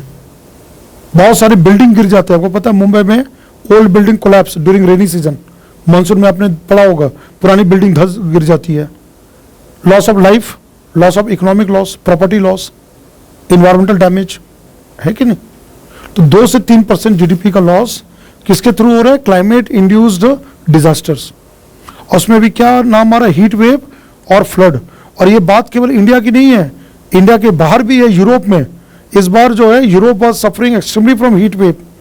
Disaster management question can be asked about heat wave, and you know global warming, climate change is the factor of heat wave. ठीक है. Now look at here, 46%, right, population living above India's PM 2.5 limit of 40 microgram per cubic meter. क्या data कह रहा है कि India का 46% आबादी जो है और लगभग आधी आबादी, आधी जनसंख्या, half of the population of India ऐसे जगहों पे है, ऐसे अर्बन एरियाज या ऐसे जगहों पे है जो रिस्क फैक्टर है particulate matter, PM, suspended particulate matter, जो एक्सपोजर है PM 2.5। क्या मतलब है, क्या है PM 2.5? ऐसे पर्टिकुलेट मैटर जिसकी साइज 2.5 माइक्रोमीटर है, मतलब बहुत ही छोटा है, minute particle which can be inhaled, can go inside the lungs, can damage the lungs and even can enter the blood capillary and damage the liver and kidneys and body parts, right? तो वो चीज वहां पर आ रहा है। Secondary pollutant like ammonium sulfate cause 1/3 of this। सोचिए, ammonium sulphate जो कि फर्टिलाइजर वगैरह हम यूज करते हैं, उसका जो एरोसोल होता है, उसके जो स्प्रेड होते हैं, जब हम फर्टिलाइजर स्प्रे करते हैं तो या सॉइल से वहां से इवापोरेट होके जो निकलता है, 1/3 जो है लॉस अमोनियम सल्फेट से हो रहा है। 46% population living above India PM 2.5 limit, जो कि कितना है 40 microgram per cubic metre. Air pollution is a leading killer.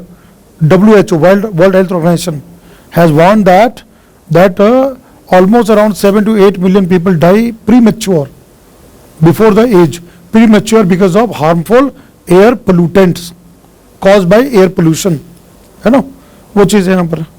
Now look at here, almost 30% global land surface under drought, desertification, लगभग 1/3 1/3 जो ग्लोबल लैंड्स हैं आज डेजर्टिफिकेशन के शिकार में है, is under the grip of desertification. Fertile land as a barren land, है ना, zero productivity, low productivity by end of 2025 and up from 10% in the 1990s। 1990s की तुलना में 1990s में ऑलमोस्ट 20% था, अब 2025 में ऑलमोस्ट 30% हो गया है। So if we compare 1990 level of desertification, land degradation, and now 2025, last year, almost around 30% land has been lost due to drought, सूखे की वजह से, है ना। Now see here, 1.398 million tons, 1.398 million tons, or you can take it 1.4 million tons. What is here? E-waste generation, electronic waste generation, financial year 2024-25, with 90 to 95% recycling dominated by unsafe informal sectors. क्या data है? अगर हम financial year 2024-25 लें तो क्या भी data कह रहा है कि अगर हम इसकी बात करें तो 24-25 का डेटा की बात करें तो इसमें इलेक्ट्रॉनिक वेस्ट जो है, ई वेस्ट जनरेशन कितना हुआ है? 1.398 मिलियन टन्स, जो कि 90-95% जो उसका रिसाइकलिंग जो है वो इनफॉर्मल सेक्टर में हो रहा है, मतलब फॉर्मल सेक्टर में नहीं हो रहा है। इनफॉर्मल सेक्टर तो 90-95 रिसाइकलिंग हो रहा है। तो you know waste management, e waste, biomedical waste, solid waste, plastic waste, now battery waste, है ना, बैटरी, डेमोलिशन, कंस्ट्रक्शन वेस्ट, वहां भी क्वेश्चन मेंस में आ सकता है, डायरेक्ट क्वेश्चन। और कई बार जो वेस्ट मैनेजमेंट रूल्स है, हमारा जो सेंट्रल गवर्नमेंट का central pollution control board CPCB का जो वेस्ट मैनेजमेंट रूल्स है, जिसको अमेंड किया गया, रिवाइज किया, वहां उसके बेस क्वेश्चन आएगा, तो वो प्रिपेयर करके जाना है, you will get direct question there. So this data are very very important. Now see measuring the wild, precision in population data. अगर पॉपुलेशन डाटा दे तो डायरेक्ट काउंट जो होते हैं ना, यहाँ बताया गया, जो डायरेक्ट काउंट होते हैं, जब हम कोई भी वाइल्ड लाइफ का डायरेक्ट काउंट करते हैं तो विजुअल काउंटिंग करते हैं, via line transect, highly prone to double counting error होता है। पॉपुलेशन सेंसस जो होता है, एक होता है डायरेक्ट काउंट होता है जहाँ हम विजिबल होते हैं, जैसे वॉच टावर होता है, tiger census, let's say tiger census, elephant census, we are in the watch tower, we are watching there. ना वहाँ एरर क्या हो सकता है? डबल काउंटिंग भी हो सकता है ना, विजुअल काइंड। फेज 2 क्या होता है? What is phase 2? Visual technology use करते हैं। पहला होता है कि हम जब मान लो टाइगर सेंसस, बाघ की गणना, tiger census exercise. So what happened first phase? Visual count. How many tigers we can see?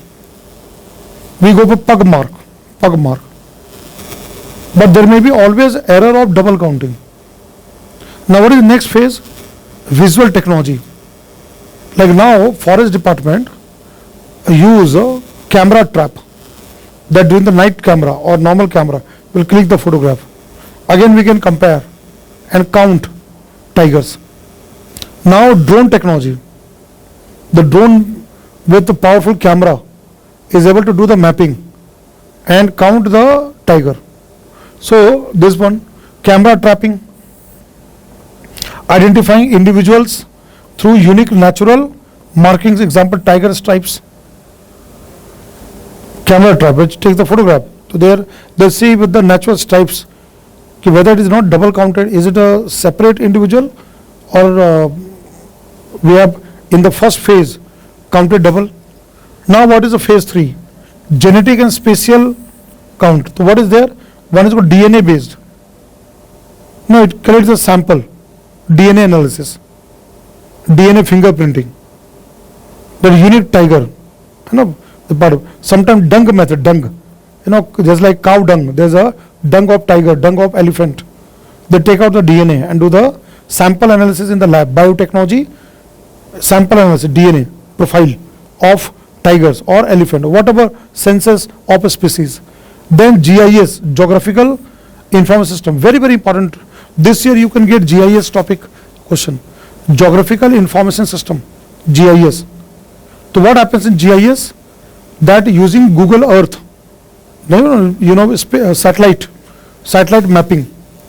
We have now Bhuvan ISRO has developed Bhuvan platform which do the mapping of the area, right? We have all the dedicated map, thematic map. So geographical information system using remote sensing data, maybe through aeroplane, maybe through hot air balloon, maybe satellite, maybe drone technology.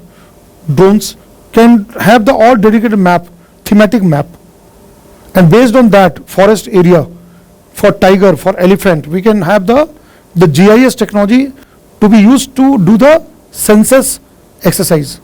Is another technology here.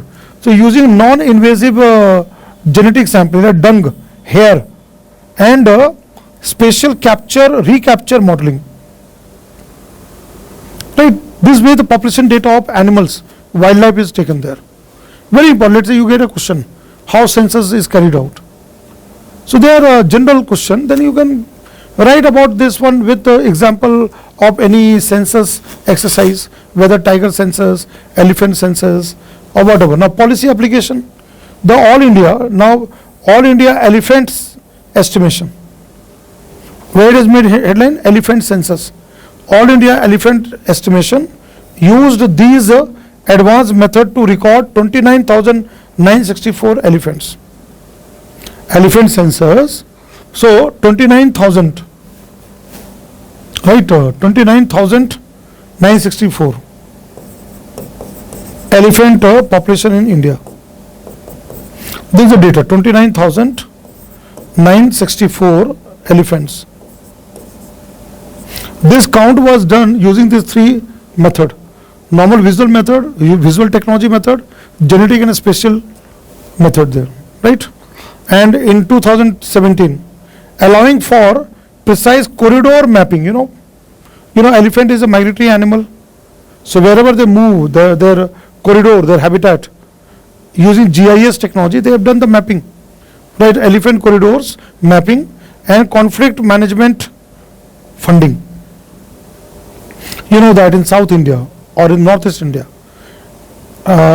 man-elephant conflict, human-elephant conflict, and one of the very notorious elephant from Kerala, Arikompan, right? Arikompan was in the news, which was driven out of that forest area to Tamil Nadu side. So there was between the state their fight. Why did you send your rogue elephant to our side? Tamil Nadu government blamed Kerala government. Similarly, there is another elephant called Chakka Kompan. Arikompan love rice. He invades the shops, ration shop, godowns to eat rice. Chakka compound like jackfruit. So he goes into all those agriculture, orchard and garden and go for jackfruit. So all these wild elephants, and they have been conflict with humans. Elephants killing humans, and humans retaliate, kill elephant. Coimbatore, right, for a long time, Coimbatore in Tamil Nadu has been facing the attack of wild elephants. That Malai there, this range which has a lot of elephants, Mudumalai and all this region. So forest area where people have destroyed the habitats of elephant, affected the corridors of elephant, growth of human population, infrastructure development. So the government of India 1992 Project Elephant. So but we need to count the elephants, census exercise. So that we have that. And highest number, right, in the south you will find Karnataka, right? Then Kerala, Tamil Nadu, then northeastern India, then in the UP and all Tarai region, that you will find that, right? So elephant, हाथी मेरे साथी, जो बहुत important है, उस context में यहाँ पर आता है, उसका जो एस्टिमेशन है, ठीक है? तो कैसे करते हैं वो मैंने बताया. रीडिफाइनिंग रिकवरी, अब यहाँ बहुत इंपॉर्टेंट है रिकवरी. दो species which are under threat, red data book, red list versus green status, है ना, वाइल्ड लाइफ के तौर पे जो है. IUCN come with red data book. What is red data book? Red list. Those species which are on brink to extinction. What is green list? Protected habitat. What is green thing? Protected habitat. National parks, sanctuaries, all these are there. IUCN has got. Now see here. One is red zone, where we look at species under threat. Critically endangered, vulnerable. Let's say in the example here, what you see here, let's say Nilgiri Tahar, or let's say Himalayan ibex, whatever may be that. So baseline IUCN red list. So what it measures?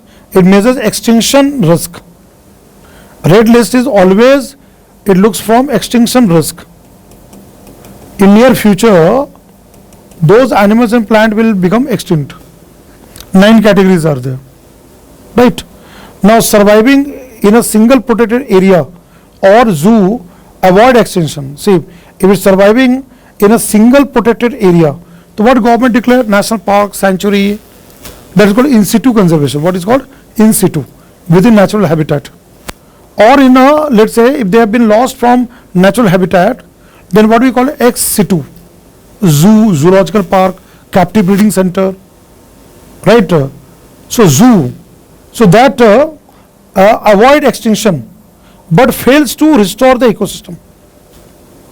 मान लीजिए कि हम किसी species का protection करते हैं red data book के according, तो उसके लिए सरकार क्या करती है? कोई नेशनल पार्क या सेंचुरी, वहाँ हम कंजर्वेशन करते हैं, ठीक है? या मान लो कि अगर वो नेचुरल साइट से खत्म हो चुका है, एक्सटिंक्ट हो चुका है, जो बोलते हैं ना एक्सटिंक्ट इन वाइल्ड कैटेगरी, ठीक है, तो हम क्या करते हैं? इन सिटू की बजाय एक्स सिटू करते हैं, जू में रखते हैं या जूलॉजिकल पार्क में रखते हैं, कैप्टिव ब्रीडिंग सेंटर में. तो उससे वो स्पीसीज तो बच जाता है, लेकिन इकोसिस्टम को बचा नहीं पाते, क्योंकि पूरा का पूरा कंजर्वेशन स्पीसीज फोकस्ड है. The whole conservation is species protection, not the landscape, not the habitat, not the ecosystem. So now here comes the green list. Which list? Green list. तो यहाँ green data book आता है, green list की बात करते हैं, तो वो चीज़ यहाँ पर है.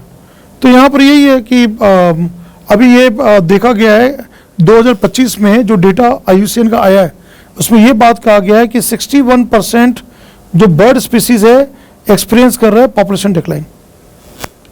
सोचिए 61%, अराउंड 2/3 बर्ड स्पीसीज है ना, 61% bird species are facing population decline. अब आप ग्रीन बुक की बात करते हैं, ग्रीन जोन. तो ये क्या है? ग्रीन जोन जैसे एलिफेंट है, टाइगर है ना. एंड एलिफेंट को क्या चाहिए? Is a migratory animal, it goes from one habitat to another, circle लगाता migration. Then you know tiger, deer, right, birds which migrate, right, fishes in aquatic ecosystem, ये सारे जितने हैं. तो हम पूरे इकोसिस्टम पर फोकस करते हैं, terrestrial and aquatic ecosystem. That is a green zone. Green zone, तो what is green zone? Paradigm shift क्या है? आयुष्मान ग्रीन स्टेटस क्या है? assesses how close a species is to being fully recovered and ecologically functional across its historical range. क्या green zone focus करता है? Green list जो है कि जो स्पीसीज है अपने ऐतिहासिक हिस्टोरिकल जो उसका रेंज है या हैबिटेट है उसमें वो कैसे रिस्टोर हम उसको करें. मतलब कहने का मतलब in situ within the natural habitat, recovery, increase in population. तो उसमें क्या है? थ्रेट को टारगेट करना. क्या थ्रेट है? आइडेंटिफाई द थ्रेट्स, है ना, remove the threats so that those species are able to survive in the natural setting, है ना. कहाँ कहाँ उसका हैबिटेट फ्रैगमेंटेशन हो रहा है उसको हम आइडेंटिफाई करें, उसको रिमूव करें. तो वो पार्ट आता है यहाँ पर. ट्रू रिकवरी जो होता है, true recovery requires landscape level functionality. ये जो है ना landscape level functionality, restoration and conservation, जो बोलते हैं इंसिटू. इंसिटू में स्पीसीज का भी होता है लेकिन हम लैंडस्केप को लैंडस्केप अप्रोच कर रहे हैं. ये होता है green zone. That is we are looking into protected areas for conservation so that they are able to survive in the natural surroundings. We identify the threats, remove the threats, like the hunting and poaching. So forest department put guard or surveillance using drone, through camera surveillance, right, so that this hunting poaching risks are eliminated. If there the corridors are maintained of the migratory animals, right, pollutions are removed, human interference are minimized. So that landscape based restoration is always the best, because not only ecosystem but also the species recovery take place. But here IUCN Red Data book is only narrowed down to species level protection. Only target is how that population of species decline, how we can increase the population and bring them out of the extinction. That is a Red Data book. But now landscape approach, right, which looks not a species but entire ecosystem. तो ये सब चीजें answer में अगर आता है तो उसको मेंशन करना है ना, उसको बताना है. ये बहुत इंपॉर्टेंट चीज है जो मैंने अभी डिस्कस किया है. Right, clear here? तो now policy engine for if you look at in terms of protection, right, biodiversity conservation, कई बार ग्लोबल पॉलिसी आउटलाइन पर क्वेश्चन आता है and that the question can be asked. So here policy engine is that this one, Kunming Montreal biodiversity goals, CBD, international convention called CBD. So let me discuss that. United Nations landmark Convention on Biological Diversity, CBD, 1992, Rio de Janeiro Earth Summit, Agenda 21. For conservation of biodiversity, right? Sustainable use of resources, fair and equitable genetic sharing. Now under this, you know that there are two protocols, Cartagena Protocol, legally binding protocol, agreement to look into biodiversity conservation from, threat from GMO, genetic modified organism, or living LMO, living modified organisms. Second, third objective of CBD, that is a Nagoya Protocol that looks into access and benefit sharing, ABS, local people, local community which conserve biodiversity, how they should get the fair and equitable sharing of the benefit from the market use of such resources getting from biodiversity. Now in this one, Earlier, Aichi targets were there. 20 Aichi targets under 5 strategic goals. This was brought from 2011 to 2020. But now, after 2020, post 2020, right, global biodiversity framework.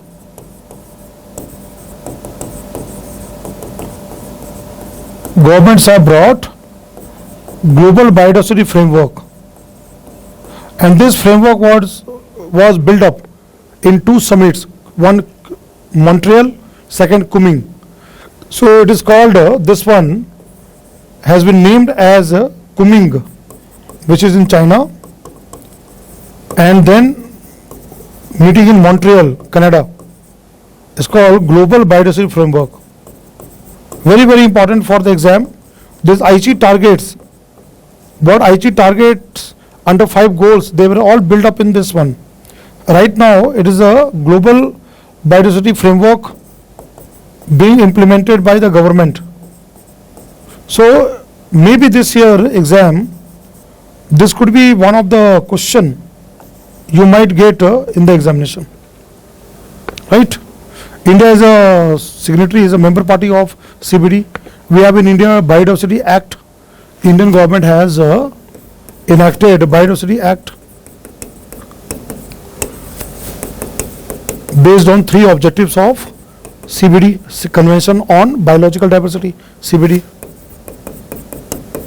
And we have institutional mechanism, NBA, National Biodiversity Authority, state level, State Biodiversity Board, at district level, Biodiversity Management Committees. All this we have done that. Now look at here. What is this Kunming Montreal Global Biodiversity Framework? Conservation targets. But it looks into conservation targets. So here, first very important thing, target is 30 into 30. What is the target here? 30 into 30. What does that mean? 30% of land and marine areas by 2030. Conserve, protect at the global level, at the world level, 30% of land, terrestrial and marine ecosystem by 2030. It's a very important one. Second is a energy transition, capacity goals. What is that? 43% of installed power capacity from non-fossil sources achieved. 43% of energy coming from non-fossil fuel, not from coal or natural gas, but from renewable energy, clean energy, solar power, wind power, right? Renewable forms of energy, 43% of energy. So exceeding 180 gigawatt. And exceeding 180 gigawatt. Then national action. India's updated National Biodiversity Strategic Action Plan 2024-2030 launched with 23 national biodiversity targets. जो कुमिंग Montreal global biodiversity framework है, इससे पहले हम आईची target को पूरा कर रहे थे 2020 तक में, उसके लिए नेशनल बायोडाइवर्सिटी एक्शन प्लान था NBAP 2020 तक. अब गवर्नमेंट ने क्या लाया? National biodiversity strategic action plan, national biodiversity strategic action plan. अब उसमें government of India, central government ने क्या किया है? 23 नेशनल बायोडाइवर्सिटी टारगेट्स को रखा है, जो कि किसके आधार पे है? कुमिंग मॉन्ट्रियल ग्लोबल बायोडाइवर्सिटी फ्रेमवर्क के अकॉर्डिंग 23 नेशनल टारगेट को रखा गया, उसको अपडेट किया गया. फिर यहां आता है फ्यूल ब्लेंडिंग, जो आपको पता है एनर्जी ट्रांजिशन में 20% अचीव किया गया इथेनॉल ब्लेंडिंग E20 by 2022. लेकिन अब उस पर बहुत हंगामा हो रहा है. You could expect a question on E20 in the mains exam कि that ethanol 20% blending with petrol which we have done to reduce the import dependence, जो import हम कर रहे हैं, that demand of the fuel, the import part by mixing 20% petrol. Now the debate has happened with the fuel efficiency, engine getting affected, all those things are there. So positive and negative both. From policy perspective, it is a very good thing because energy security and our import, which we are because of Iran war, geopolitics, geopolitics, Iran war, the high price, and we are not getting the supply of the crude oil. So for that, there is a very good thing. It also boosts ethanol production in the country. Again, farmers' income and economic development, national biofuel policy, that is aligned with that. But what is negative thing now that the impact on the engine, the vehicles, efficiency, these all things have come to both the sides of the coin.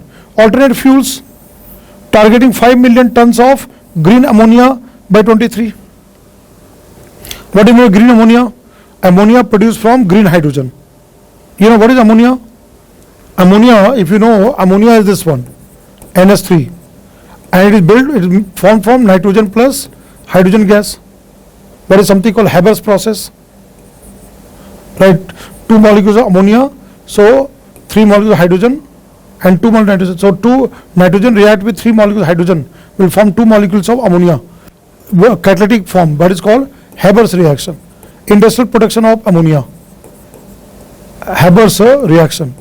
In chemistry, you would have read this, ammonia production, industrial production of ammonia. Now, what is green ammonia? This hydrogen will be green hydrogen, which will be produced from electrolysis of water. Electrolysis of water. And again, why it is green? This electrolyzer, which will, you know what is electrolysis? Passing electric current to the water. So this electrolysis of water, the electric current will be coming from solar power, wind power, renewable energy source. Right, that is what called eco-friendly method. So, and pioneering biobitumen for road making, road construction, biobitumen. And that is what another very important thing from energy point of view, biobitumen and all this. This is another very, very important thing which you can understand from exam point of view. So, please go through it. Right. This is what I have discussed that. Right. So, this is where we have been going to that. Right. So, now I am coming to the last part of it. Sustainable Development Goals. You will find in mains exam, UPSC mains exam, right now Sustainable Development Goals, 17 goals with 169 targets. You will find continuously direct indirect questions are asked in the exam. So, what is here? The Sustainable Development Trinity. Now, you know that this, we have seen that. What is sustainable development? Where social economic development together with environment protection. So, you know that, so economic growth. So, infrastructure led growth and energy transition, Gati Shakti Solar Park. Government schemes, government program. That we are promoting economic development, Gati Shakti. Then solar parks, energy transition. Right, India is also host of International Solar Alliance, right, worldwide to the infrastructure, social equity, social welfare, inclusion. That what comes, Jal Jeevan, water conservation, water, things groundwater, Jal Jeevan, Ujjwala scheme for LPG cylinder. Then Ujjwala scheme, Ujjala, LED lights. All these are there. What's the informal employment risk? Now, if you look at environment protection. Government, in economic survey you will find, economic survey is another very important where you find about sustainability being talked about, environment protection being talked about, social economic growth with environment conservation being talked about. So, what is environment protection? Expanding carbon sinks, MISTI. What is MISTI? Mangroves, mangrove conservation, planting mangrove trees in the coastal areas, MISTI scheme. Right, again Amrit Sarovar. Right, government scheme for lake conservation, wetland conservation. So, mangrove, right, intangible, right, this benefit which we can get through the border versus the tension of rapid project clearance, in water clearance, EIA clearance, in water clearance of projects in a very rapid form, very fast clearance, neglecting the environmental concerns. So, compared to that, having a proper way of protection of environment, right? that is a debate. Then again, social equity versus informal employment risk, that is a debate in the country. Then economic growth, infrastructure-led growth, energy transition, right, with unemployment part of the debate. So what is here? Economic, social, environment. This is the what? Trijunction, what we call common thing. This is what called sustainable development, right? That where the sustainable development comes into that. So there is a structural part of it. So what does that means here? It means here the current status that India scored 66.95, ranked 99 out of 167 on the SDG index. So Sustainable Development Goal Index. This see, remember that GS paper 3 also have economic development. So sustainable development linked questions are asked from economic point of view also. So in SDG index, India ranking, right, India's rank worldwide was 99 out of 167 countries. And India's score, that out of 100, it was 66.95 in SDG index. I am talking about global level there. Even now, you know, Niti Aayog do the ranking of states. All the states in India, they have a sustainable development goals based ranking, which is done by Niti Aayog. Right, their part of comes here. Now, the nation is successfully decoupling emission from growth. So we are trying to decouple emission growth, whatever we are population growth and whatever per capita emission of carbon, greenhouse gas, or the population emission, that we are trying to decarbonize it. So that is what comes. Now here, this part, if you look at this part here, the lower part, right, which is the overlap of social and environment. So what is here? The final blueprint. What is the final blueprint? To be truly sustainable, right, GDP expansion must be rigorously tested against ecological limits. The social with environment protection. So what is the suggestion here, which you can write in the mains exam, that if you want truly sustainable GDP, gross domestic product expansion, then must be rigorously tested against ecological limits and water security. अगर हम सच में चाहते हैं कि हमारा GDP growth हो, तो हम उसकी टेस्टिंग इकोलॉजिकल लिमिट के साथ करें और वाटर सिक्योरिटी के साथ करें, एनर्जी के साथ करें. तो nature is not a barrier to development, right?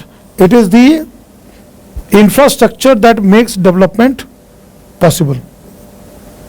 Nature कभी भी डेवलपमेंट के लिए बैरियर नहीं है, लेकिन जैसे हम डेवलपमेंट करते हैं हम नेचर को नेग्लेक्ट कर देते हैं. और दूसरी बात क्या है, nature is not a barrier for development, but what the infrastructure development we are doing, we are neglecting the natural thing there. If we make our infrastructure eco friendly as per the nature, nature can sustain, our growth will also sustain. तो कहते हैं ना, प्रकृति रक्षति रक्षता, nature protects those who protects nature. तो वो वाली बात आती है. तो ये सब जो मैं समझा रहा हूं, मैं बता रहा हूं, ये सब आंसर राइटिंग में आना चाहिए. This should come to your answer writing, then your answer will become more robust, more better, right? What is I have come across that. So and use those quote, what I say, nature protects those who protect nature. तो economic aspect, social aspect, involve aspect, SDG part, questions will be there, government schemes, programmes जितने भी है, PM life mission, ये जितने भी ऐसे चीजें, वो सब उस पे क्वेश्चन आएगा, पूछा जाएगा. ठीक है? तो here I have covered in today's session, this is the first environment session I have taken, and I have covered so many topics for your revision. ठीक है? और ये मैं उम्मीद करता हूं कि ये जितने टॉपिक्स मैंने बताया है ये आपको एग्जाम में हेल्प करेगा. So I will very soon come out with other second session, next session I can say, where I will cover other important topics for coming mains exam. अब मुझे पता है कि अब टाइम बहुत कम बचा है और आप लोग जो लोग मेंस दे रहे हैं इस बार पूरे प्रेशर में हैं. तो जितना ज़्यादा आप रिवाइज कर सकते कीजिए, revise as much as possible whatever materials you have, so please go through it, right. एक और चीज़ है, जो लोग इस बार नहीं दे रहे मेंस, अगले साल का टारगेट है यूपीएससी प्रीलिम्स एंड मेंस, तो ये जितने टॉपिक्स मैं डिस्कस कर रहा हूँ वो भी इंपॉर्टेंट है अगले साल के लिए। So whatever I am discussing right now for your main exam, तो they are also equally very important for those candidates who are going to appear next year, right? And for anything, IS Bharat is there. You can DM us. You can fill up the form given in the this link of the YouTube session, and we can always reach out to you and help you out. तो मैं इसी उम्मीद से कि nature और man के बीच में एक पारस्परिक संबंध बना रहे और इसी तरह हमारा जो इकोलॉजिकल बैलेंस है बना रहे, इसी के साथ मैं ये सेशन एंड करता हूँ। और अगले सेशन में और भी इंपॉर्टेंट टॉपिक्स हैं जो एग्जाम के लिए आ सकता है, उसका डिस्कशन करेंगे। So let me now end here and I will meet you soon in the next session with new topics. So please remain connected. If you really like all the topics and this session, please do subscribe and please share this video to your friends and other students who are preparing for the exam. That will be the biggest reward for all of us. So see you soon. I'll get back to you again. Thank you.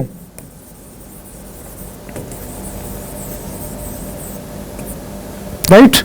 Jai Hind, Jai Bharat. Thank you.